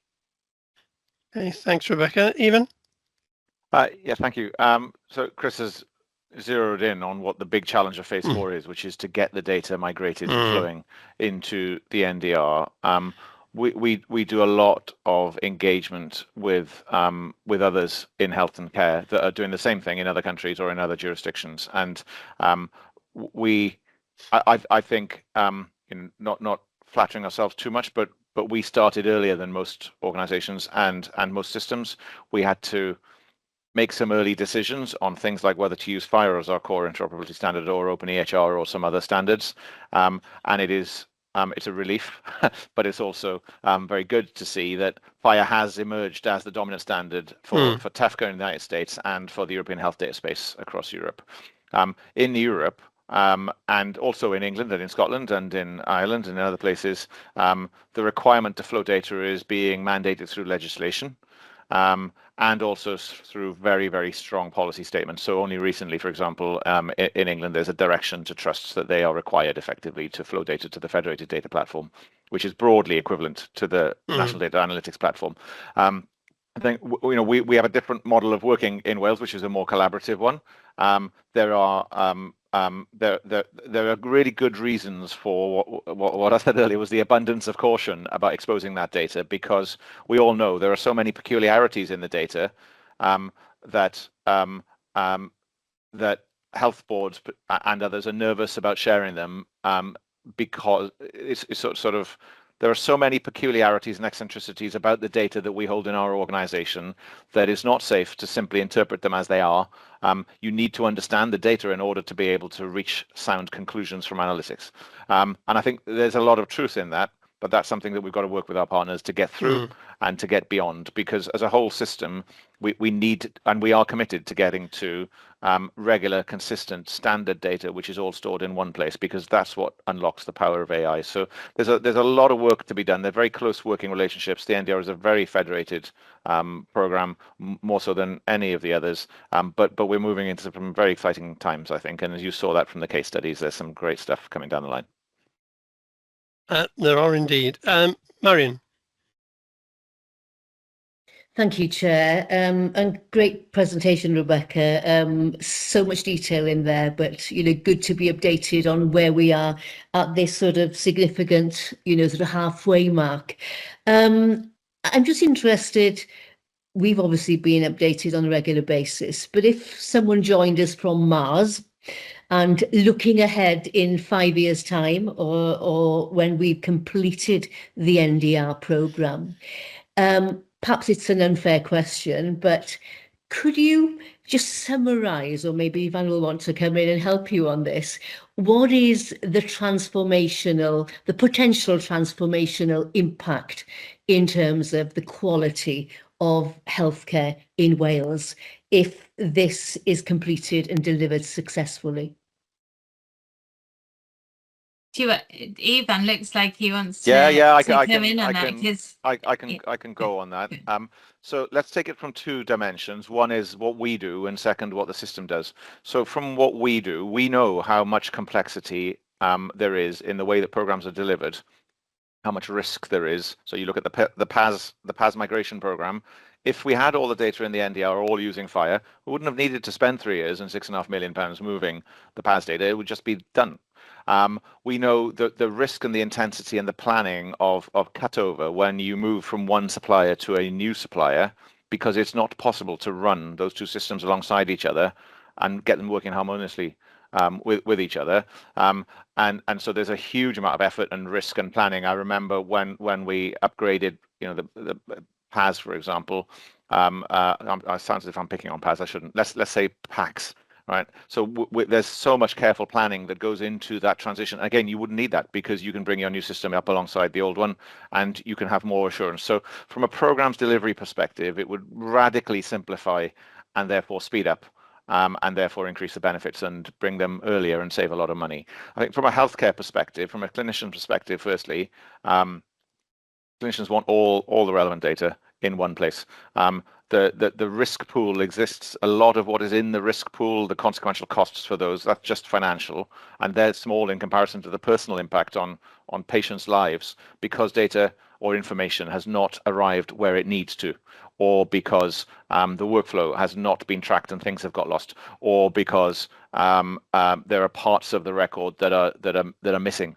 And unknown to clinicians. So this is not the fault of individuals. This is the fault of the way that the system is built and designed and operates. And then finally, from a healthcare system provider perspective, any other industry would have management information everywhere. If you were running any large, repeatable, at-scale industrial process, you'd know exactly what was going on with absolute fidelity everywhere across your system, and you'd be benchmarking and you'd be running KPIs and metrics and indicators everywhere. We can't do that because we don't have the data all in one place, and we can't really unleash AI on that either because we don't have all the data in one place. So there's, across everything that we do, the opportunity, the value unlock opportunity is gigantic. But there's just, the reason it hasn't happened sooner is because health is so difficult, and that's not unique to Wales. That's every healthcare system, really. Diolch, Ivan. It's a helpful reminder. Diolch yn fawr. Yeah, and just to come in on that, so we've recently renewed our comms and engagement strategy for NDR, and I think that's the sort of things that we really need to push out there, because I think you're right, Marion. People who understand the NDR, who have been a part of it, or get regularly updated, you've had the opportunity to get your head around it. I'm not sure somebody dropping in from Mars would immediately understand that messaging. So I think that is a big focus for us in terms of our comms strategy going forward, is actually, do people really understand how significant the value of the NDR is? And actually, we all aspire to become a data-driven health and care system, and this is how, isn't it? Yeah. I think, Marion, not to joke too much, the first thing we'd be asking anybody who dropped in from Mars, Do you speak fire R4?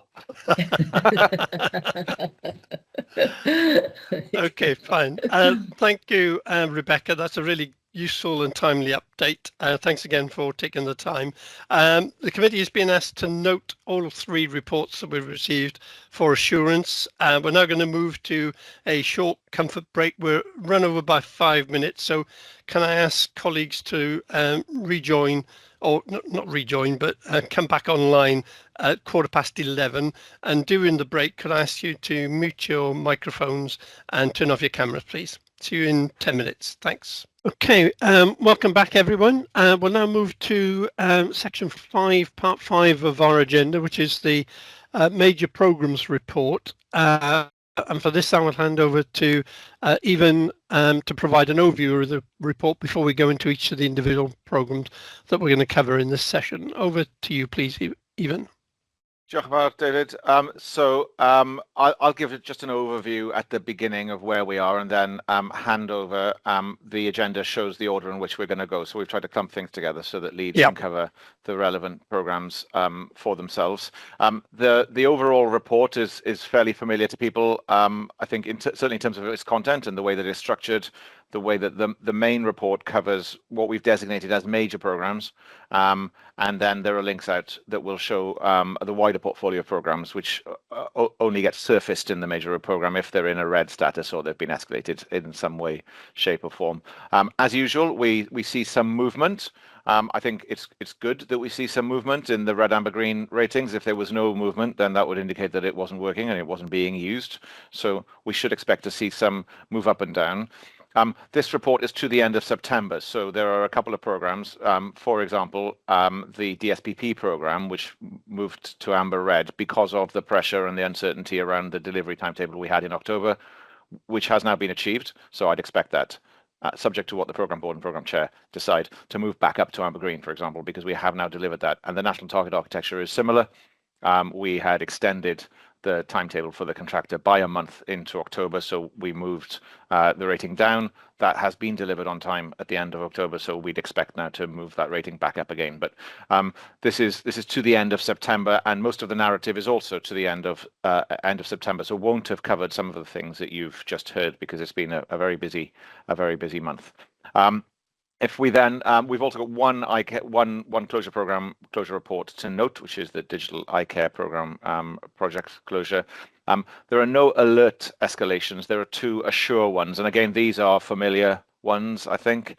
So this is LIMS 2 and RISP programs, very complicated programs being delivered under an accelerated and compressed timetable. I like to say probably the largest diagnostics transformation program in Europe right now.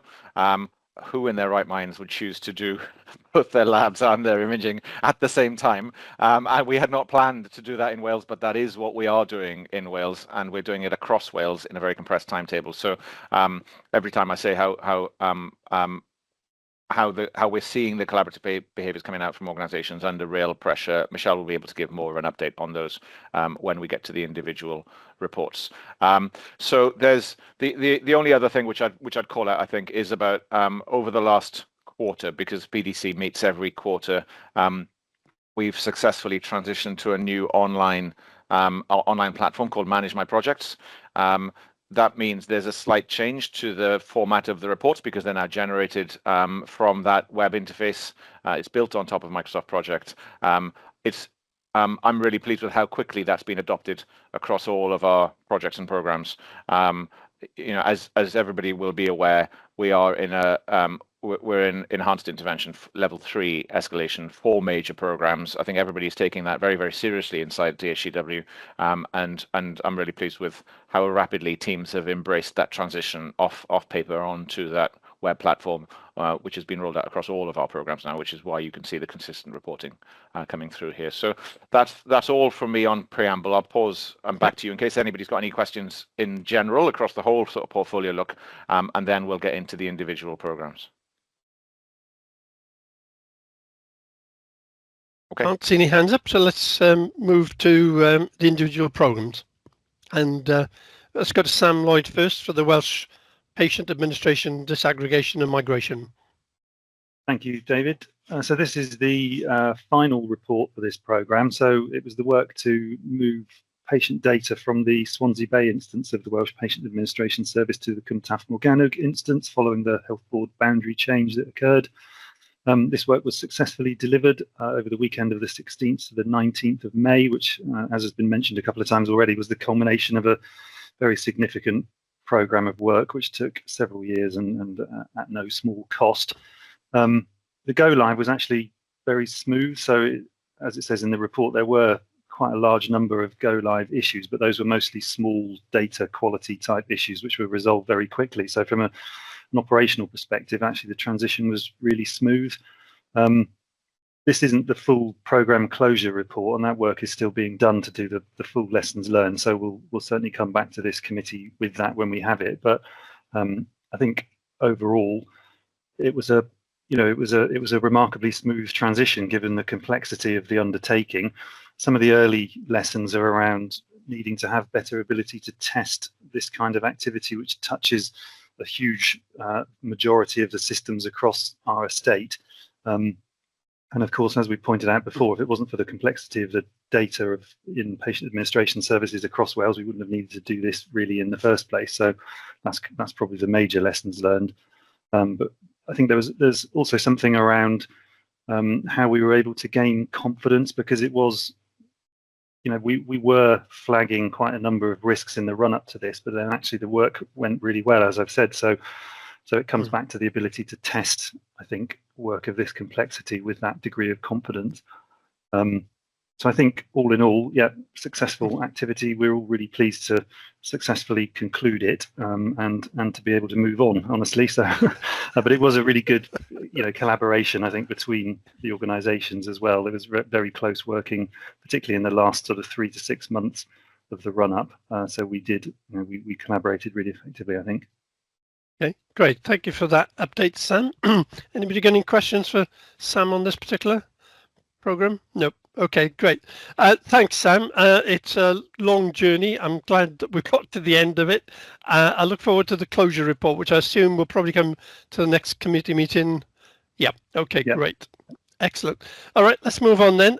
Next 3 items are going to be covered by Michelle with Welsh Intensive Care Information System first on the agenda. Thank you, Chair. Good morning. So Michelle Sell, I'm the Director of Programmes and Engagement for Digital Health and Care Wales. So I'm going to start, as David said there, with what we affectionately call WICIS. So this is the programme set up to implement a system into the intensive care departments across all of our health boards in NHS Wales. So colleagues will probably be familiar, this programme was effectively put on hold about 18 months ago now, hence the grey rag status. And it was put on hold and an independent review commissioned by Welsh Government to assess whether the solution could be safely deployed across Wales. So that review concluded, some recommendations were identified, and those recommendations we've been taking forward through the programme team. Really pleased to say that what we've called that discovery stage has now been completed. So we achieved all the milestones that we set up in that phase of the programme, which has culminated in an assessment paper that has been agreed by the board. So I'm just going to take up through a couple of things that we've been doing in that period, and then I'll talk a bit more about where we are now with the outcomes there. So key recommendations from the review: one was about governance. Did we have the right people involved? How we were reflecting their clinical interests particularly. So this is a really key clinical delivery area for the NHS. So we have stood up a new board. We've got a new programme oversight chair. There's a lady called Mandy Riani, who was previously an executive director in one of our health boards. So that's been really helpful. We've got leads in each of the key clinical areas that sit on the board. We've got clinical leads appointed in our health boards, and we've got a clinical advisory group. So I think we've actually moved forward. And I have to say, really pleased with the level of clinical engagement. So colleagues are really on board and have really, participated in workshops and discussions. Really keen to move this forward because they really want this solution. So that's all good news.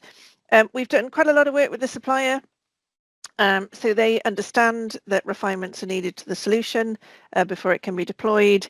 They've actually provided a version of the product which is sitting in a test bed down in Swansea Bay, and clinicians have been engaging with the system and starting to think about some of the refinements that we need. And we've also focused initially on the kind of key areas. So some of the key challenge areas that were identified in the review, we've worked through those and come up with recommendations that colleagues are comfortable with to address the key safety concerns. So in a reasonably positive place, I think. Recommendation was approved by the programme board. They would like the programme to move forward, and they believe that the refinements can be made to the solution in order to do so. That paper has been submitted to Welsh Government at the end of September, 25th of September, that was the date that we'd agreed, and we're now working that through the governance process. So, you know, there are clearly decisions to be made by Welsh Government and the health boards now in terms of how and whether this moves forward. Welsh Government were asking for approval to proceed and some additional funding. So there is a funding requirement now to move this programme forward. Some of that funding would have been required anyway. So when the programme was put on hold, obviously we hadn't committed all of the expenditure. There are some new costs that will need to be addressed. And obviously in terms of the health board's commitment then to implement and to support the ongoing support costs. So that's where we are at the moment. Happy to take any questions from colleagues. Okay, Ruth. Thanks, Michelle. Obviously, a significant amount of work going into this programme, so diolch for that. What happens if we don't get those decisions, or those decisions are delayed in terms of moving the programme forwards? Yeah, that's a very good question. We are up against it really in some terms, in terms of moving this forward. So as I said, the supplier is working with us. They're actually very positive and they're very committed. Clinicians are very positive and committed. I do have some concerns that if we now go into another extended period of not making a decision, that we could potentially end up in a difficult position with both of those parties. So from the supplier's perspective, they put a lot more work in. They will be looking for a decision to move forward. And I think, you know, probably a bigger concern, the clinical community also very reinvigorated, lots of work has gone in, and very keen to see it moving forward. So that is a challenge for us. We are aiming toward the end of November for a decision. That's kind of a key point for us. And I think we've made that clear to the various parties involved. Okay, thank you, Michelle. Any more questions on?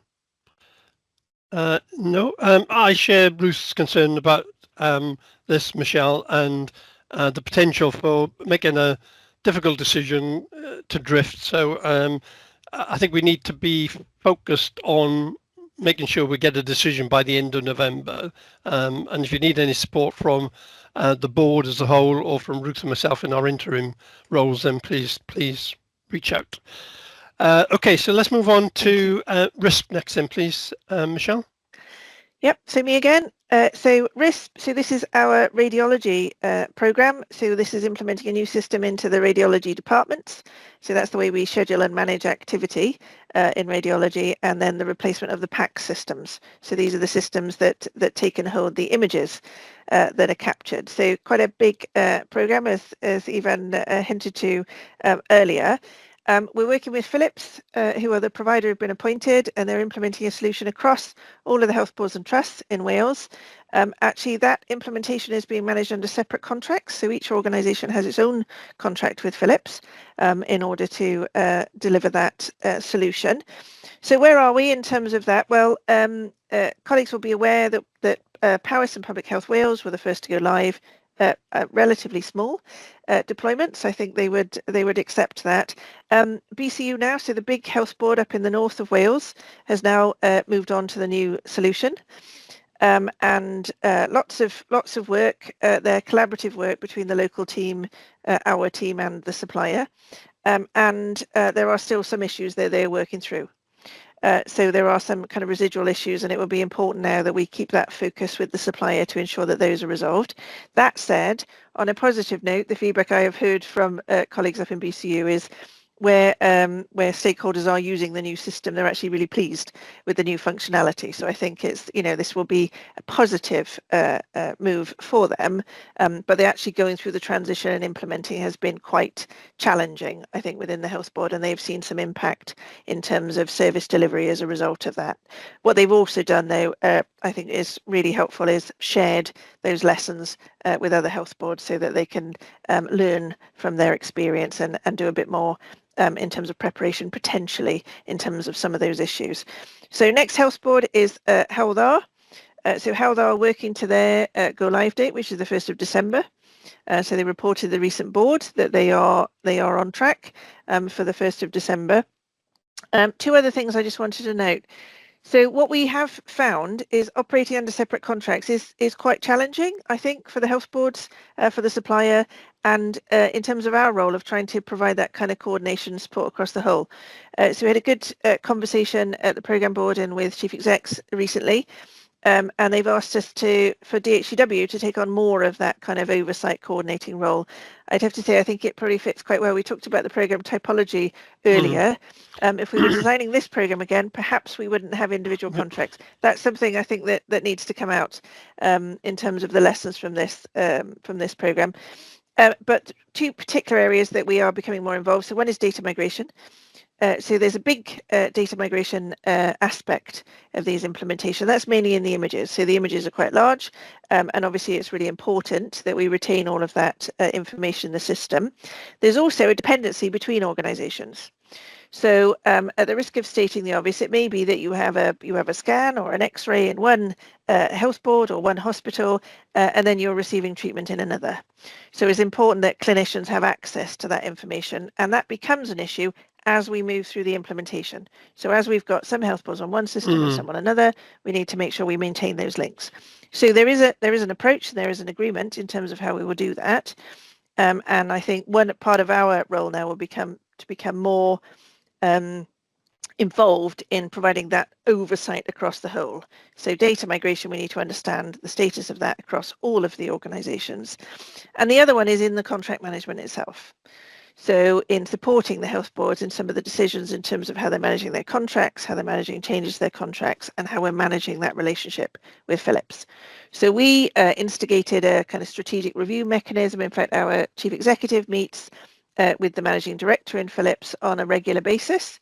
And part of that was about ensuring that we got the benefits, frankly, of acting as a whole country in making this investment. And I think that's what we need to, we need to make sure that we are really leveraging that so that we don't become disjointed as we move forward commercially.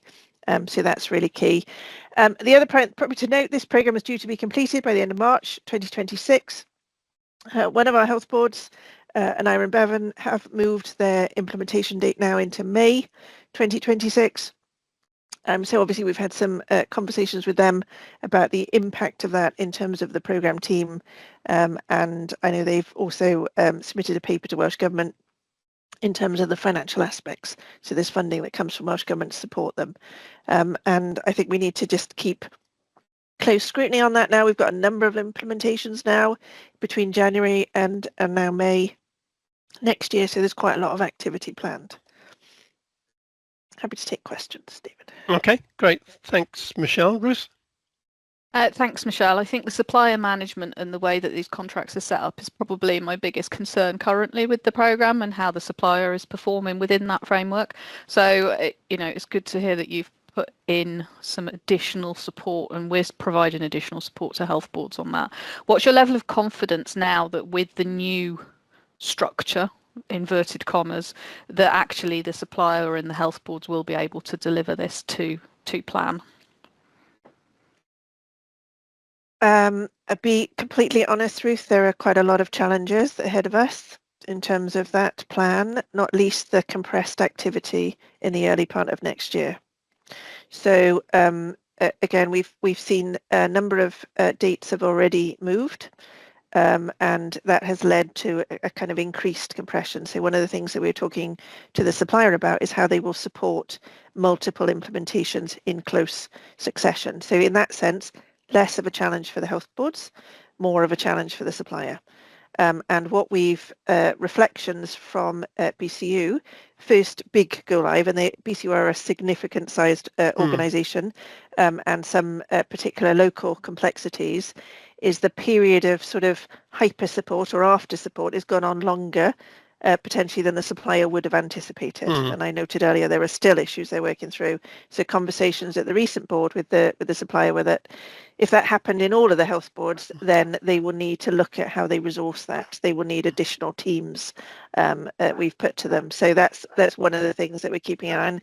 Health boards working really hard, determined to maintain those dates. So I think it's a close working arrangement as we move forward with to try and hold to those dates now. Okay, Marion. Thank you, Chair, and thank you, Michelle, for that very clear update. Really positive to hear that stakeholders are pleased within BCU in terms of what the system delivers. You mentioned the residual issues. I just wondered whether they were anticipated and whether it was, sort of a natural outcome of the implementation of this new system. And secondly, you reflected on, sort of the complexity and challenges of operating different contracts, challenging for both suppliers and health boards as well. Anybody tuning into this committee meeting this morning would probably be wondering why on earth did that happen and how that happened. And I just wondered, could you just remind us, it's going back a while now, how that decision came to be made? Diolch. Yeah, thank you. Shall I start with that one and then I'll come back to the residual issues if that's okay, Marion? Thank you. It's a very good question, and I think again we touched on it a little bit earlier in the meeting when we talked about designing programs. I think was the way Ivan described it. I think in the past we've tended as a system across NHS Wales, and this programme was originally initiated by the NHS Collaborative. At that point, we would discuss the proposed approach, which they led those discussions with the health boards, and the health boards felt at that point that having their own contracts, I think, would give them a bit more autonomy, and it would give them the ability to manage that relationship more directly. I think what's become apparent in this programme is that everybody managing one supplier is not actually particularly effective, particularly where there are issues with delivery. Being joined up and being able to act as one voice is actually much more powerful, and that there are dependencies. So actually the health boards can't actually make those independent decisions because the way in which care is provided across Wales is joined up, actually, and particularly in the South Wales area. We found between the health boards there, because people move around between different organisations and different hospitals, and we need to ensure that records are available, obviously, wherever the patient is or wherever the care is provided. So I think there are lots of lessons there. So for me, it's a combination of the specific circumstances and managing one supplier, and that the point that we made earlier about reflecting on the lessons over a number of programmes and trying to make an informed design decision really when we move forward. So I'm really hoping that we can reflect on this as well as other programmes when we stand up new ones. And I think also there is something about where that decision is made. We've talked about that, so people have different perspectives, and so we need to make sure that we're kind of pitching the decision making, I think, at the right place inside the organisation, if that makes sense. And then the residual issues, inevitably in all of our digital programs there will be issues that need to be worked through, and that's not necessarily a big concern in itself. Contractually, the contracts have a period, we call it stable operations, where the health boards are not paying for the service at that point, and the supplier's got a period of time in which they resolve any outstanding issues, and we test that the system is performing in the way that we would expect it to perform. So that's where we are in BCU at the moment. I think there are, but these are areas that need to be addressed. So we can't just kind of leave these at play. So what we're doing in supporting BCU is ensuring that we've all got a clear indication of what these issues are. We've got a clear resolution plan, and then the health board would be in a position where they can say, well, actually now we are comfortable with the service, we'll sign it off. So we're in a kind of an interim phase at the moment, and we'll keep an eye on that, I think, because that's a really good point. As it rolls out, I would expect there to be less issues, because the supplier should have taken on board some of the points that have been picked up through BCU. Thanks, Michelle. And as you say, really positive to hear that BCU are sharing those lessons learned across the health system. So good. Thank you. Diolch. Great. Chris? Thanks, David. Thanks, Michelle. Yeah, my question just builds on Ruth's question. It was just around the support that we've been asked to provide from a commercial perspective, which I think is really helpful. And I'm confident in DHCW's capability. What about capacity? Because if we're being asked to support, do we have the capacity? Is it something we'll do in-house? Will we commission it? Because there's a risk, isn't there, that we get asked to support, and if we overstretch and don't provide it, that impacts on us negatively. But I know we've got the capability, so it's just around the capacity. Yeah, so we have looked at that, Chris. That's a really good point. And at the moment, what we're doing is a bit of an exercise of getting an understanding of where all the contracts are. So it's a bit of a reconciliation exercise really with our health board partners to understand what the issues are. And then I think we will need to make a decision. So we do have an option to bring in external support to help us with that if we think that the scale of the activity that's needed merits that. We do have some dedicated resource from within our own commercial services team. So I think it will be a judgment is the honest answer, depending on how much we think that we need to put into that as we move forward. Okay, great. Thanks, Michelle. Michelle, I did have one question, and it relates to the fact that we've got RISP and LIMS both going live at the same time, and what are the issues potentially with the health board deployments? But perhaps you can pick that up as part of your update on LIMS, please. You can probably wrap the two up at the end, David. Thank you. So this is the final one for me. So LIMS, you're right, this is our other big diagnostics program. So this is the system that operates our laboratory services. So where tests are taken in our hospitals or in GP surgeries, they are taken to our laboratories, and the laboratories have a digital system that operates both the analysis of the tests and then the reporting. So the kind of feedback and the outcomes that then go back out to clinicians and GP surgeries. So it's a really key system in terms of the way in which our healthcare services operate. Really important, and we moved in Wales to a single system some 10 years ago now, so that's already quite a big step forward, and other nations, I think, like Scotland, for example, are very interested in how we've got to that point. So we've done some of the hard yards, if you like, that we've got a single standard system operating across NHS Wales, and we've already seen some real benefits to that. So I've probably mentioned before, but during COVID, for example, it's really beneficial in Wales that we had one system through which we were assessing all our tests and that we could get results. So, and it's also allowed us to standardise and to make some changes in terms of the way we organise our laboratories. So really helpful investment. So this is the replacement to that original legacy system. Again, just really quickly, we were proceeding with one supplier. Decision had to be made to terminate that contract, and we are now in our contingency plan. So Ivan mentioned about compressed timescales. This one is very tight in terms of the delivery. We compressed, I think, 4 years into about 2, which is clearly quite challenging. That said, significant progress has been made. So we are at the stage now with the LIMS system where we are on the verge of going live with initial use of the system. Technically, the system has been built. It's sitting in our live environments, and what we call tranche 1, the technical go live, was successfully completed. So the system is there, it has the data within it, it has the integration in place, which is a key deliverable for DHCW, and that is all tested, and that is operational and good to go. So the activity that's underway now is in the specific functionality in the system that supports the specific disciplines in the pathology service. So the next tranche, if you like, and we made a decision a little while ago to divide this up into tranches, and the tranches based on the departments within the pathology service that will be supported by that part of the system. So the next tranche is cellular pathology, mortuary and andrology. Sounds exciting. And that tranche is due to go live in November. And we are on the verge. We are working through the final issues with the health boards. So we have a big kind of testing process underway, as you would expect, to ensure that the system is safe and that it supports the working practices across all of our health boards, and that is well underway for that particular tranche.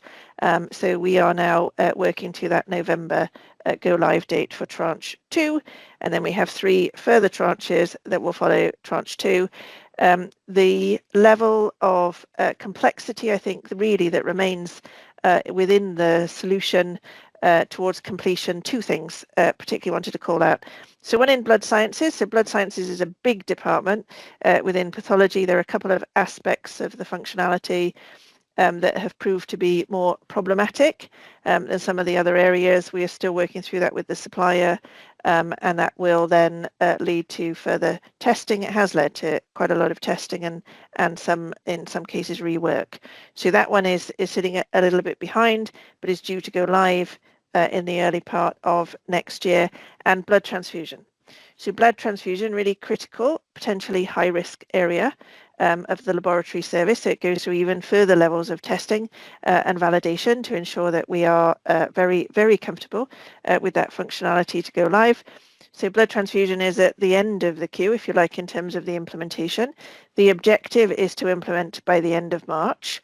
I think potentially where we are at the moment in terms of that process, that is likely to go beyond the end of March. And the main issue for that is that the system is built, the functionality is there, the system is being used in other parts of the UK, is the data migration.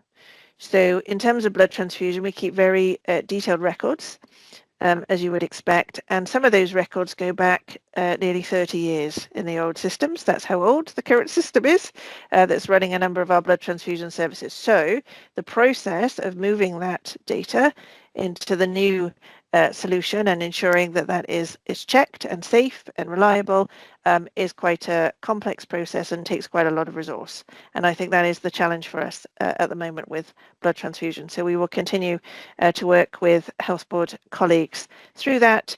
Again, we had a really constructive conversations with the health boards, with the health board chief executives, very supportive, I have to say, of both of these programs. They recognise the importance of these programs and they're really supportive in terms of resources. There is only so much resource to do this work, and there's a lot of everyday activity happening out there in radiology and in the laboratories, which mean it can be quite tricky sometimes to get the people that we need to do this extra work. But everybody's really committed. And we are working through that. We've made some changes in terms of the way that we're doing testing. So testing is shared across all of the health boards. That was agreed very early on. That's really positive, I think, for one solution.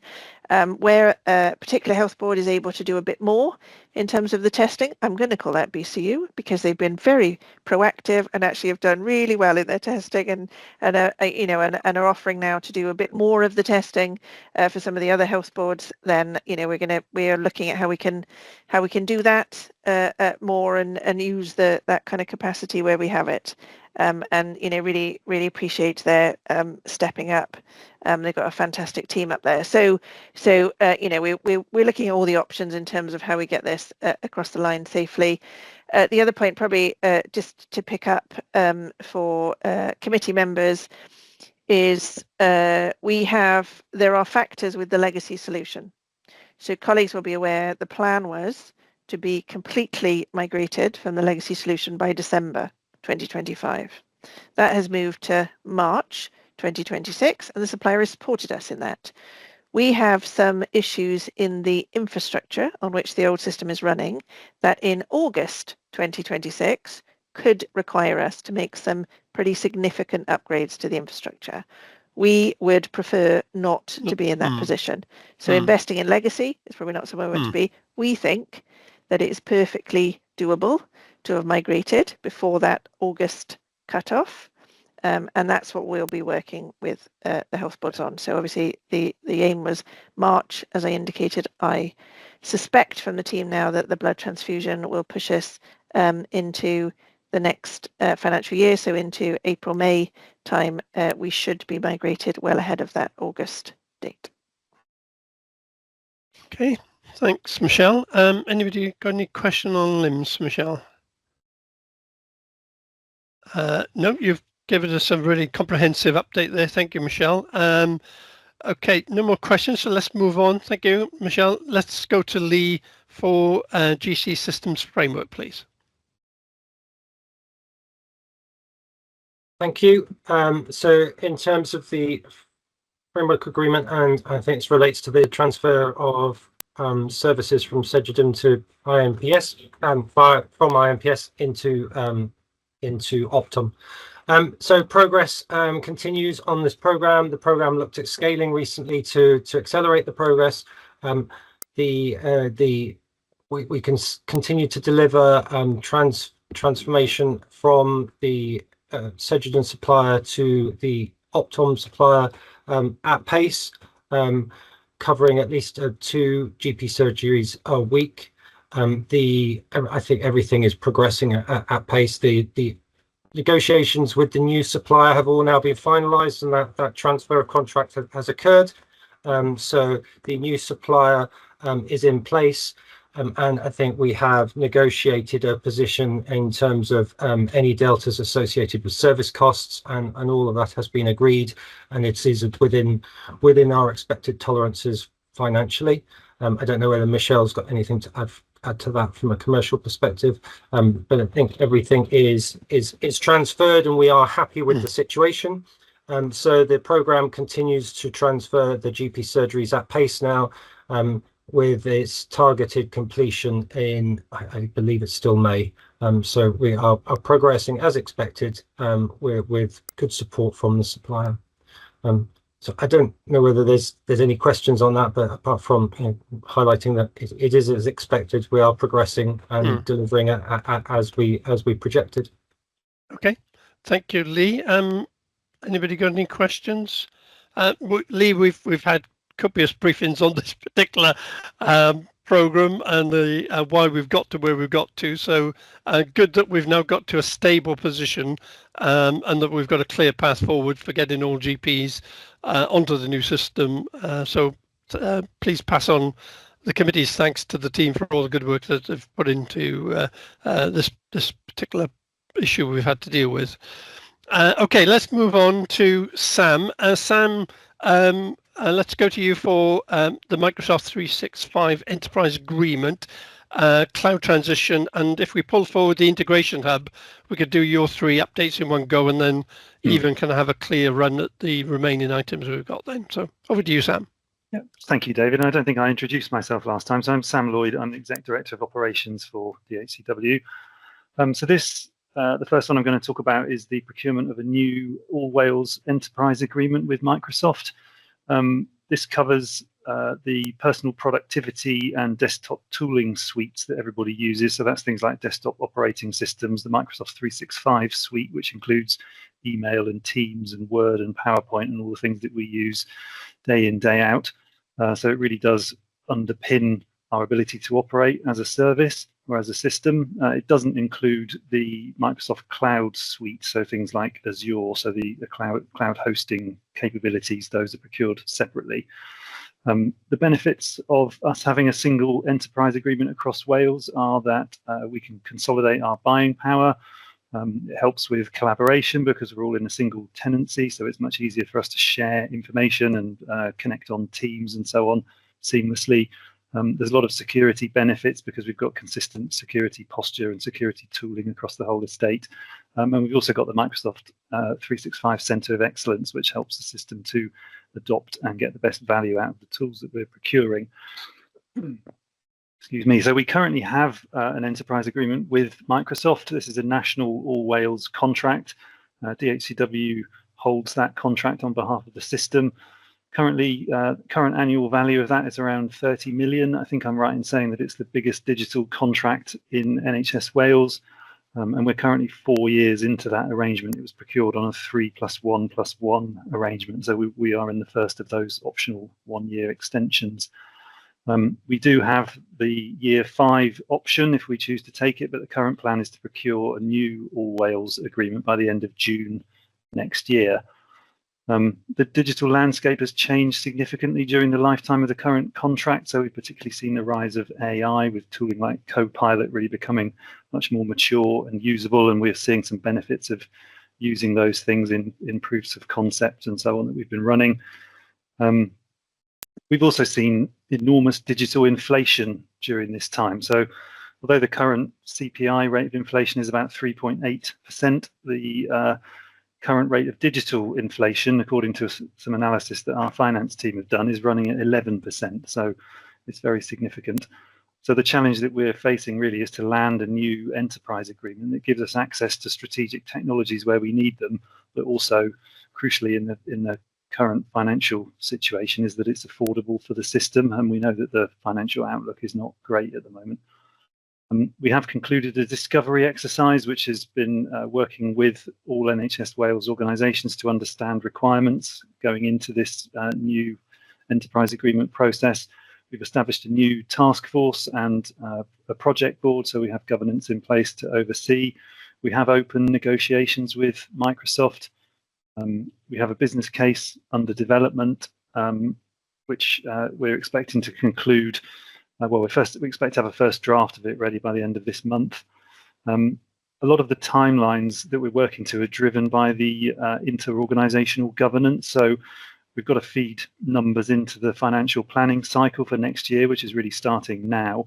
And then each organisation will need to take the business case through their own boards, and then DHCW will need to take it through our board for financial approval. So when we piece together all of the different board cycles and things, we've really got to be lined up and ready to go quite soon in the new year. So although it seems like we have a while until June, we actually haven't got that long to get ourselves together, but we are of course working very hard to hit those timelines.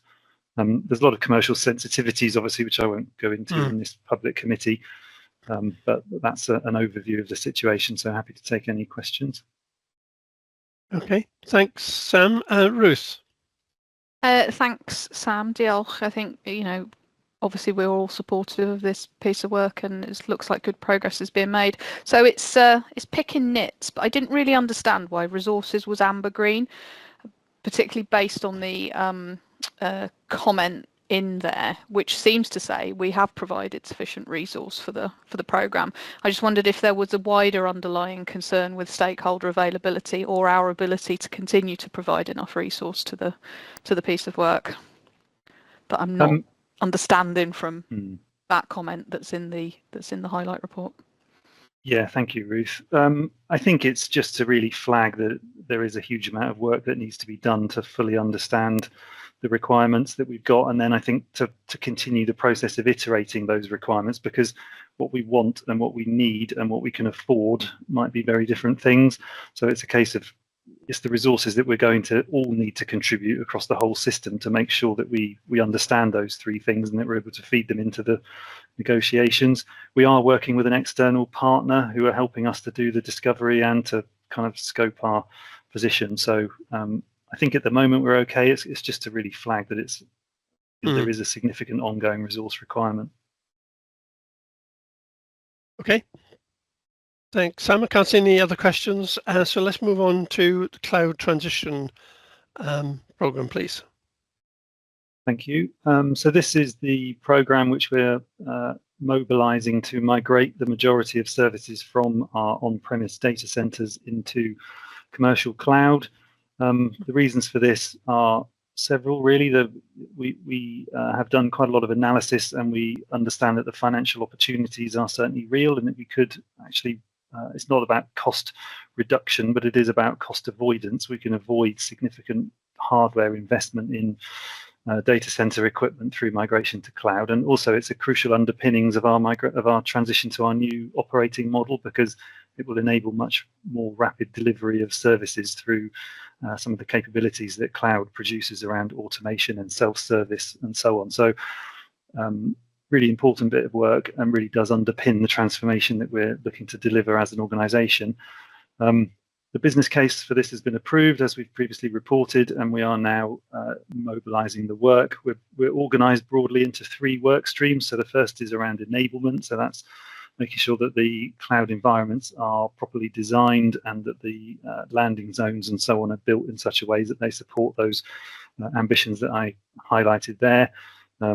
We need to make sure we've got the right security designs and overlays in place and so on. So there's quite a bit of enabling work that we're doing, and that's currently underway, and we're working through existing routes to market that we have through strategic resourcing frameworks and so on to deliver that.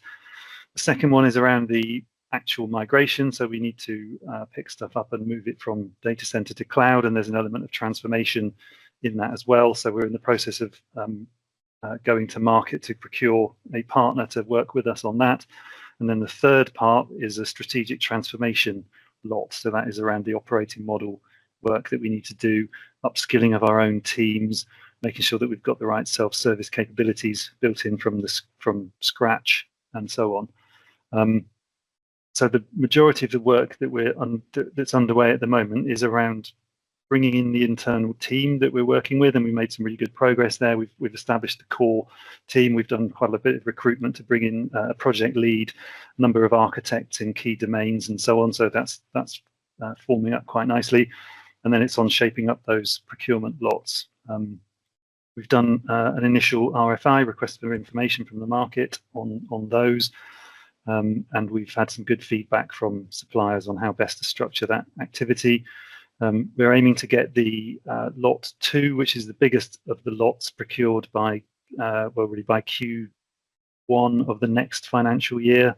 And because of the value, again, there's a fair bit of governance that we need to go through in order to get to a point where we can actually award that contract. And then the lot 3, the strategic transformation one, I think we're aiming to have that in place by Q4 of this financial year.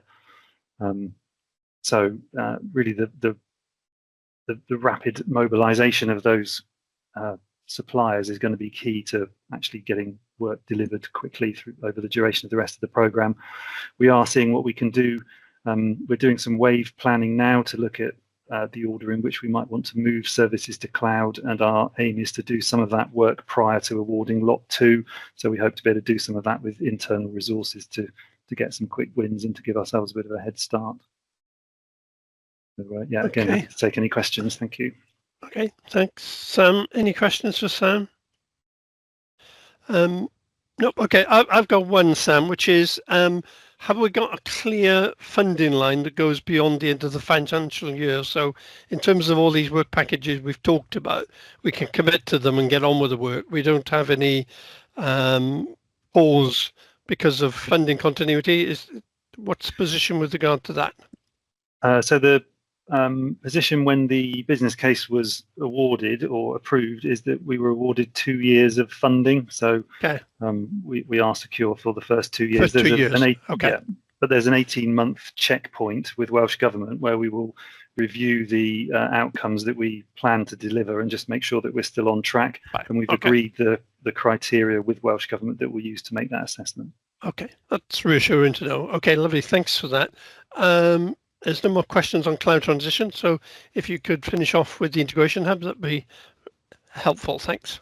Thank you. So integration, again, we've talked about it a little bit today in the context of NDR and CDR and so on, but the integration service is the capability that enables all of the systems that we operate within DHCW and across the system to talk to one another. So there's a huge amount of interoperability between systems, so WPAS, WCP, demographic services, systems that are implemented by individual health boards that need to talk back to the national services.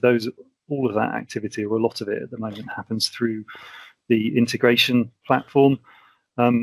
At the moment, we're running a proprietary service for that, which, again, some sensitivities which I won't go into, but we are looking to move away from that service and to implement a new product, which we are in the process of building ourselves. And the reason for that is that it gives us greater control, gives us greater agility, better supports our shift to APIs, and so on. So, we're confident it's the right direction for that service. We're working with a partner on that build. Expectation is that we will be offboarding them around about the end of the financial year and transitioning across to our internal teams to continue with the delivery. We've finished an alpha, and we've had an end-to-end demonstration of basic setups of flows in Azure. We've got a beta delivery which is currently underway with our first production flow due to go in place before Christmas. And we're currently also working on inbound flows from the master patient index.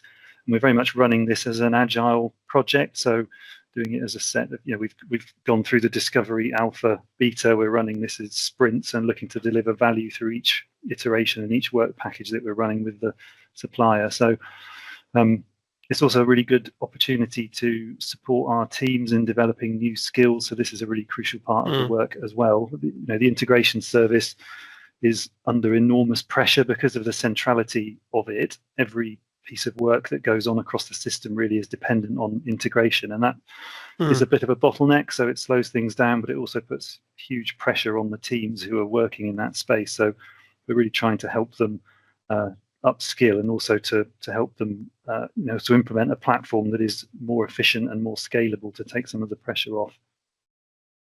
Yeah, thank you. Okay, great, thank you for that, Sam. Any questions for Sam on Integration Hub? Okay, no, thanks, Sam. There's a lot of good work being done in this space. Please pass on our committee's thanks to the team for their efforts in this place. They are appreciated. Thank you. Okay, so let's move to Evan. We've got 3 remaining items: digital medicine, cancer informatics, and target architecture. Over to you, Evan. Well, thank you very much, David. I'll take the digital medicines programs one at a time. I'll start with the electronic prescription service. As a reminder to everybody, this is what we would call now a DHCW delivery program.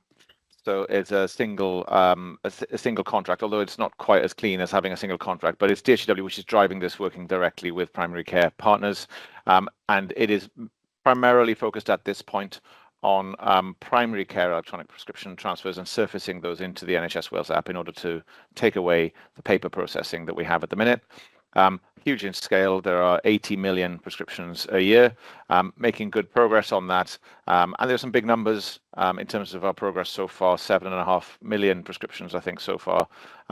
But in context, that is a relatively small amount given how many prescriptions there are, and consequently significant savings to be made and major benefits to be had. We're benefiting a little bit from being able to catch up. So England have had an electronic prescription service for quite some time. And we're making good progress. I think the program team and the program chair have done a fantastic job of getting us to a regular, repeatable cycle. Obviously, we need to migrate the different each of the GP practices onto digital prescribing, and to do that in a coordinated way with the community pharmacies that are in their area. There are 7 different software systems in community pharmacy, and we're only focusing on EMIS Optum for the GP systems. Obviously, GPs need to migrate to Optum first before we can enable EPS. So the timetable has been brought forward.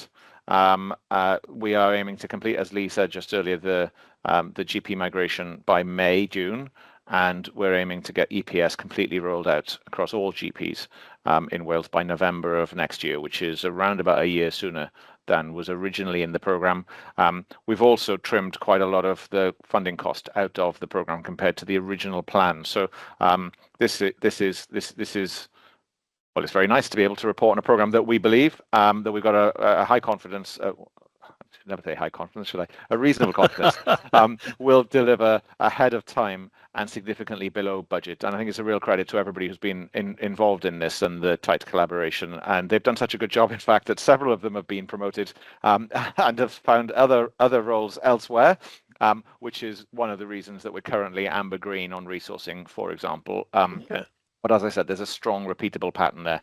There are some external dependencies, particularly in the app space. So we use services from England. So we use Service Search to look for community pharmacies within the area, for example. We're working closely with England. That's an external dependency where we are second in the queue for the new version of that, which we hope to have access to in November, as long as everything goes to plan, working with England. So we're depending on that. And obviously, we're dependent on the GP rollout. So this is, I think, is a really very stable program. I'm touching wood as I say that, obviously, but it's a stable program. It's been delivered very, very well, and so it gets probably less airtime than some of the other programs, but it's still a credit to the teams that have been involved with it.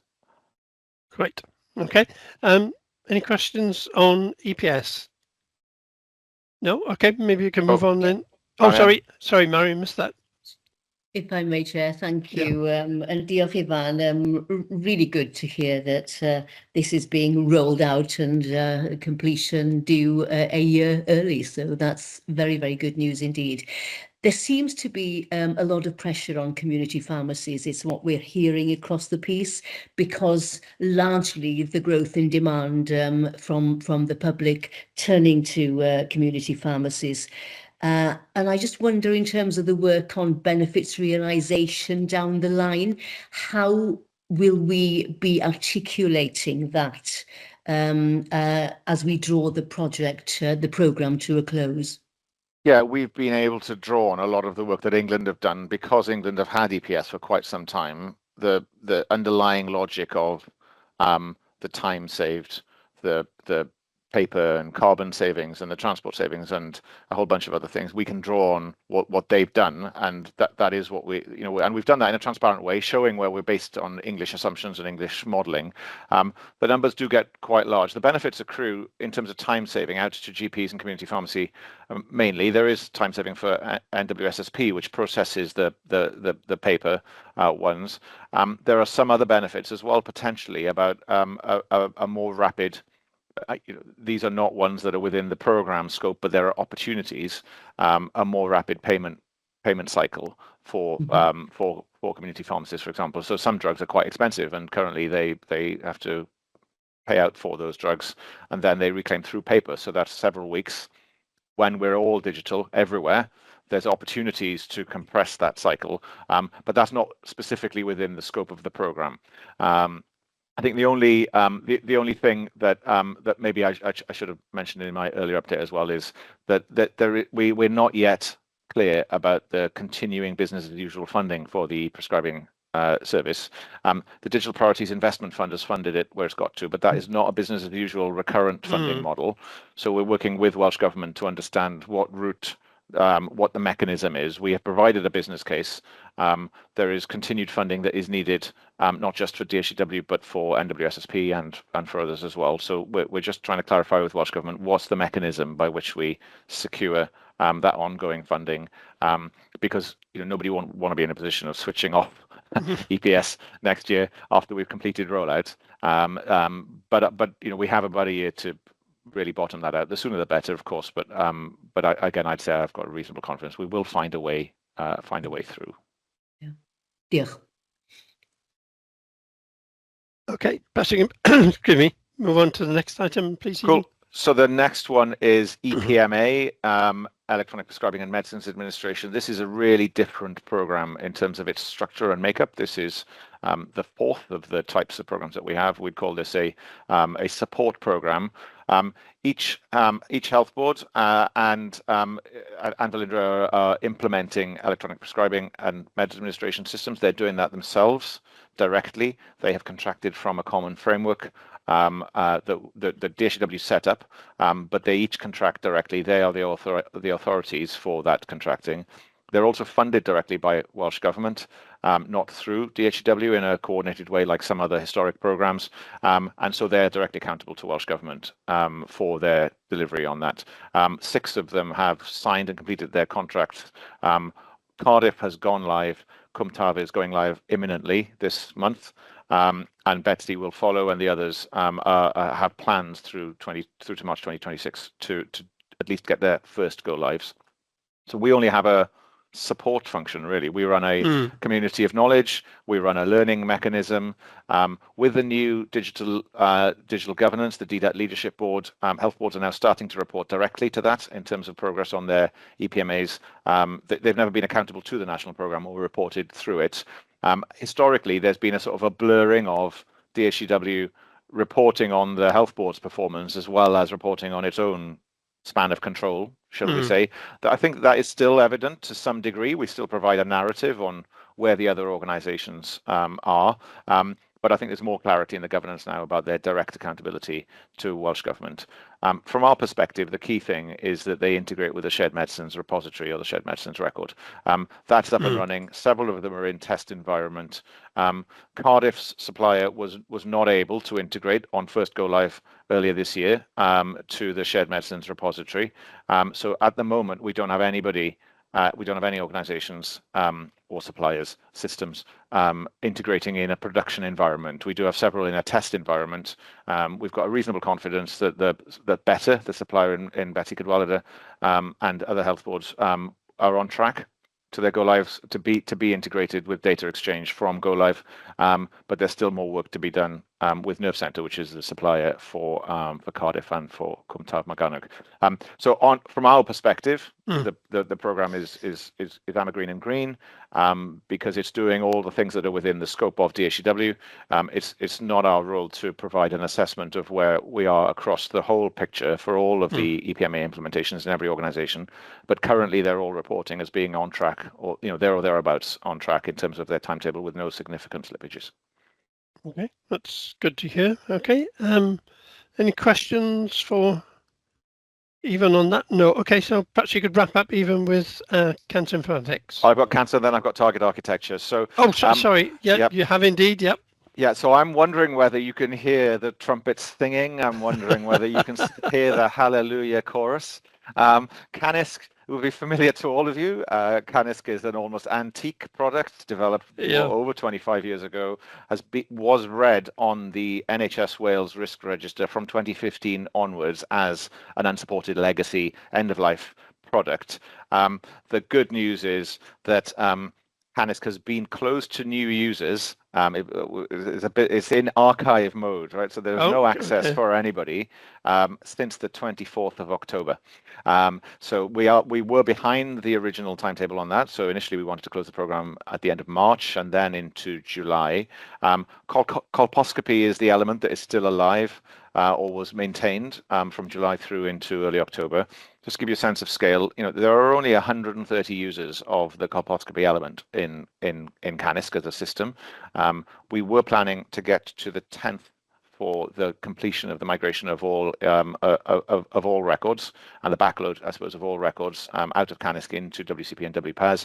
That took an extra fortnight because there were a couple of individual patients with very complex notes requiring manual intervention, including special characters and other things in the notes that made it difficult to automate any of that process. So that's kind of the level of granularity. But the good news is that Canisk is now closed to all users. There's nobody actively using it as a user. The program chair, Sean Richards, has signed off the program closure report last week. And all we have left now is some sort of audit and housekeeping efforts, clinical sign-off, etc.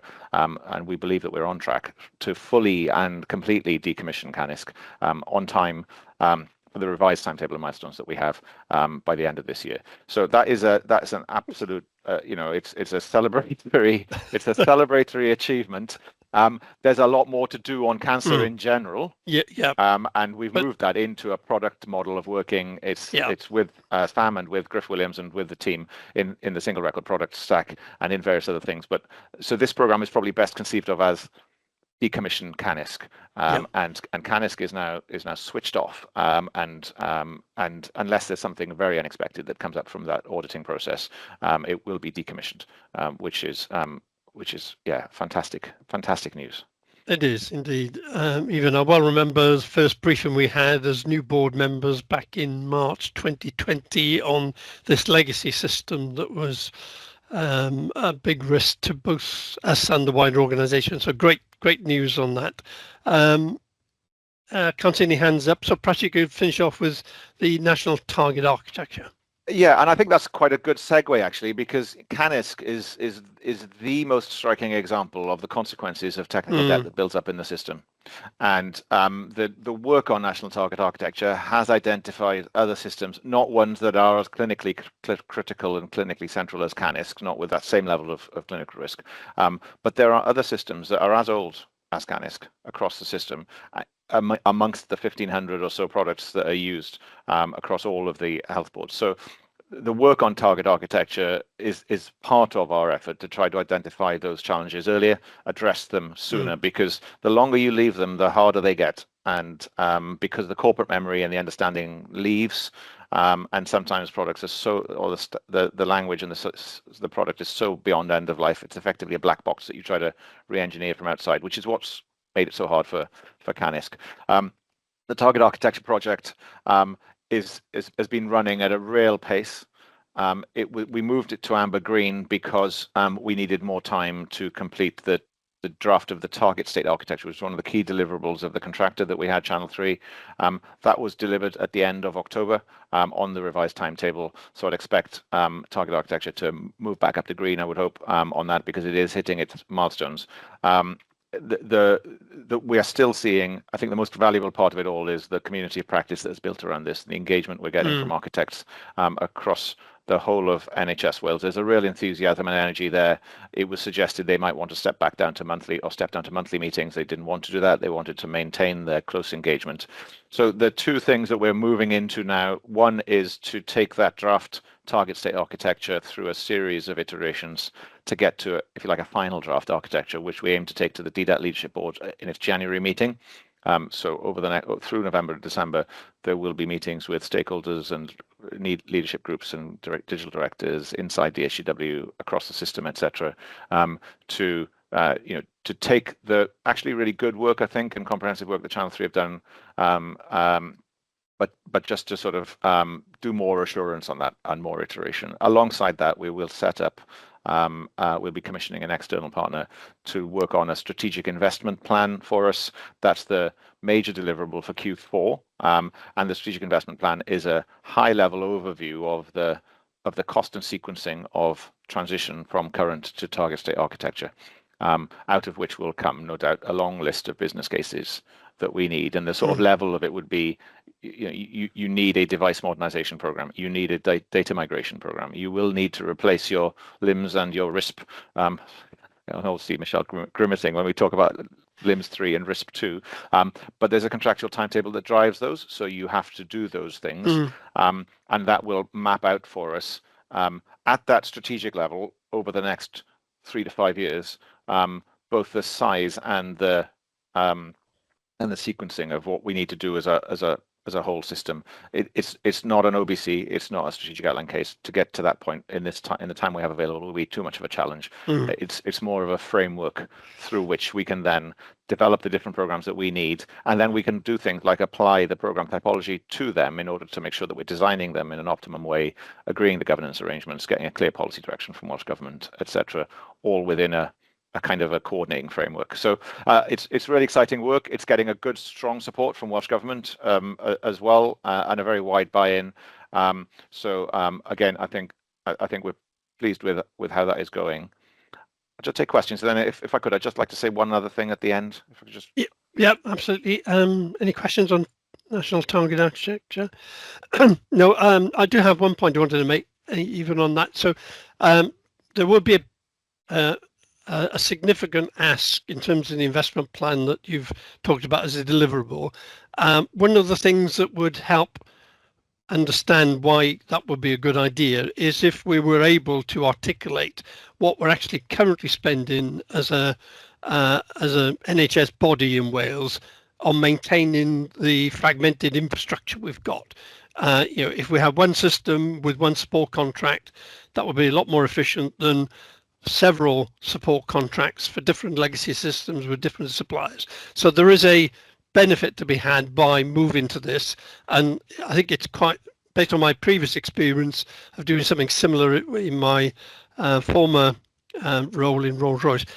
One of the key enablers to understanding why we should move to this was just purely the cost of maintaining the status quo.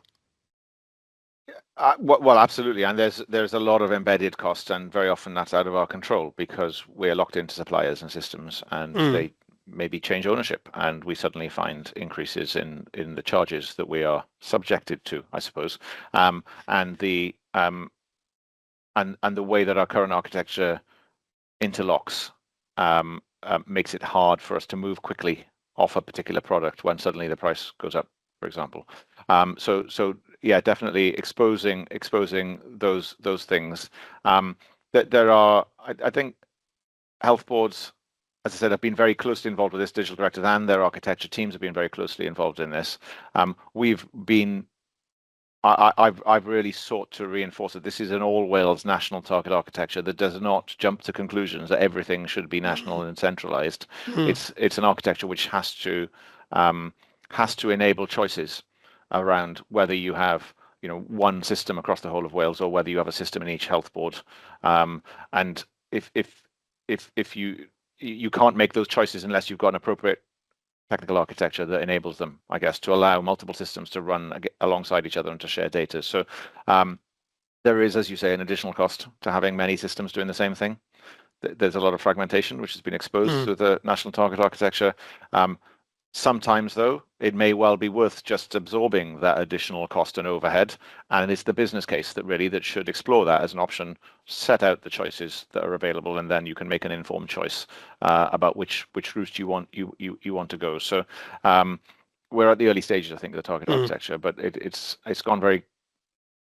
achieved a lot in the last 4 months. I think more than what it's an impressive achievement, I think, from the community that have been involved. Yeah, I would agree based on the briefings I've had previously. Yeah. Okay, you wanted to say something towards the end? I did, of this yeah, session? and I'm conscious I've been unusually positive.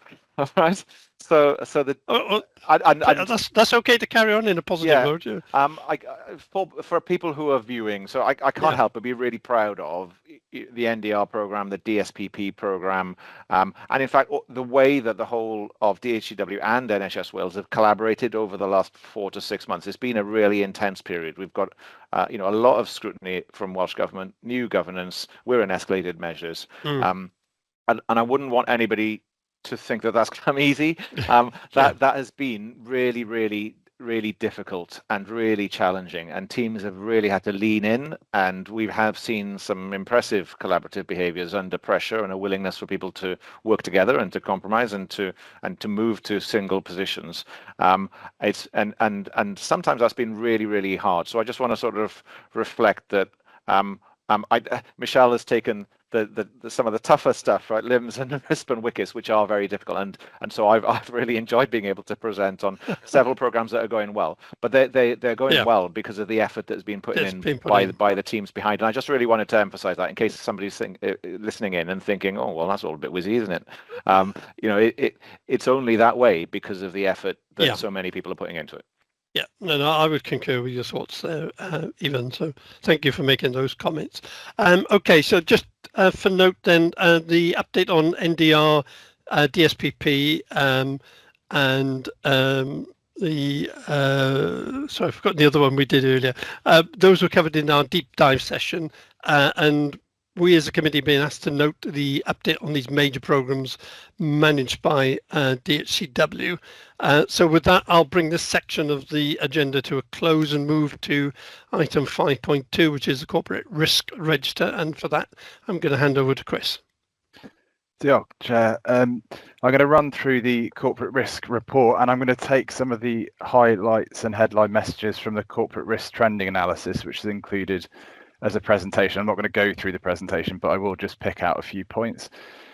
So currently there's 18 risks on the corporate risk register, of which 7 are assigned to this committee. So just under half are assigned to the PDC in terms of corporate risks. The majority of which, I'm going to run through them. I think we've covered through going through each of the programme updates, but I'm going to run through them and check, particularly with Ivan and Michelle, if they want to come in and add anything from a risk perspective. So the current assignment of risk to this committee, 0237, the new requirements impact on resources and plan. I'm going to come back to that one. 0298, delay in the implementation of WLIMS. 0333, intensive care implementation delay. 0318, the Welsh language scheme compliance. So this relates to the bilingual logging of the NHS Wales app. 0347, national target architecture transition roadmap. 0348, transition to the new data architecture. And 0349, RADIS team scaling back in 2025-26. So I'll just see if Michelle or Ivan want to come in and comment. I think we have covered from a risk perspective those programs, including the risks, and I think the committee are cited. I'm not seeing hands, so I will continue through. The one I did want to pick out though was one of our new risks, which has been assigned to this committee. It could have been assigned to some of our other committees as well. So in terms of the new risks, delays in implementation of WLIMS is new, but I think it's not a surprise to the committee because of the level of briefings on diagnostics we've had, but it has come back onto the corporate risk register. 0237, the new requirements impact on resources in the plan, has come onto the risk register. So this, I think, recognises the external environment within which we're operating with at the moment. There is a lot of priorities coming in externally and internally within the organisation that's putting pressure on delivery of the plan. And because we are in the process of planning for 2026-27 from an IMTP perspective, I think this risk recognises that we're doing what we can to make sure we are reflecting on some of the additional pressures over the last 6 months or so. Ivan just mentioned the amount of work that's gone on that is likely to continue. So how do we best mitigate this? So I do want to bring that to the committee's attention. Again, I will just see if Michelle or Ivan want to comment on this as the kind of guardians of the plan. Ivan? Yeah, I can do that. It is there are always going to be unplanned, unpredicted, unexpected requirements of DHCW that will come in, and they'll be urgent and they will be prioritized to the top of the stack, let's say. We've seen that we've seen that happen every year for the last few years. We've seen that happen this year, as in April and in May, the CAPSEC set out his priorities, and then the minister, she set out her priorities in the first DDAT leadership board, 4+4 strategic priorities for digital. So if those come in April and in May and in June, then they will not be fully reflected in our IMTP, because that's been developed over the 6 months previous and submitted at the end of March. So these are ministerial priorities. Therefore, it's really important that we can accommodate those.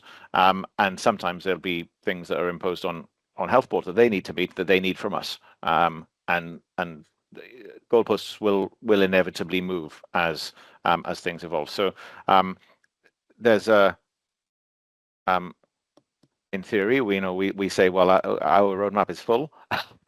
Can't do that because we're fully planned and our MTP is signed off. But in practice, that is not how it works. Things need to be prioritized right to the top. So the CDR team, so CDR is part of the NDR environment. It's the main data store. Has been the engineering team there has been reprioritized over the last 6 or 8 weeks into the flows for the NHS Wales app. So all the appointments going through the NHS Wales app, and currently they've been immediately after that they've been reprioritized to some work on the maternity implementations in health boards, following a service request that we received at the beginning of October, on the 7th of October, an unexpected one. In fact, one that we'd sought to clarify expectations from health boards, but the supplier for that maternity system and the health board's requirement of us changed unexpectedly in October. But maternity is a ministerial priority for delivery by end of March. So we have to pull out the stops to do whatever we need to do to help health boards to implement their requirements and their expectations to the minister. That has to come at the cost of other things. And I think that is the challenge. If you put more stuff on top of the pile, something eventually has to drop off the bottom of the pile. You can't just compress it and get more in. So that's what this risk is trying to recognize. It's always going to be there. The best, all we can do is try to get better at looking over the hill and seeing what is coming down the track at us to try to avoid things unexpectedly coming. And that is a combination of horizon scanning and engagement with our stakeholders and partners, and a close relationship with government, and our own internal planning processes. So that's the key controls we have there are the service request process that we use, the prioritization process in the IMTP and others, and a clear communication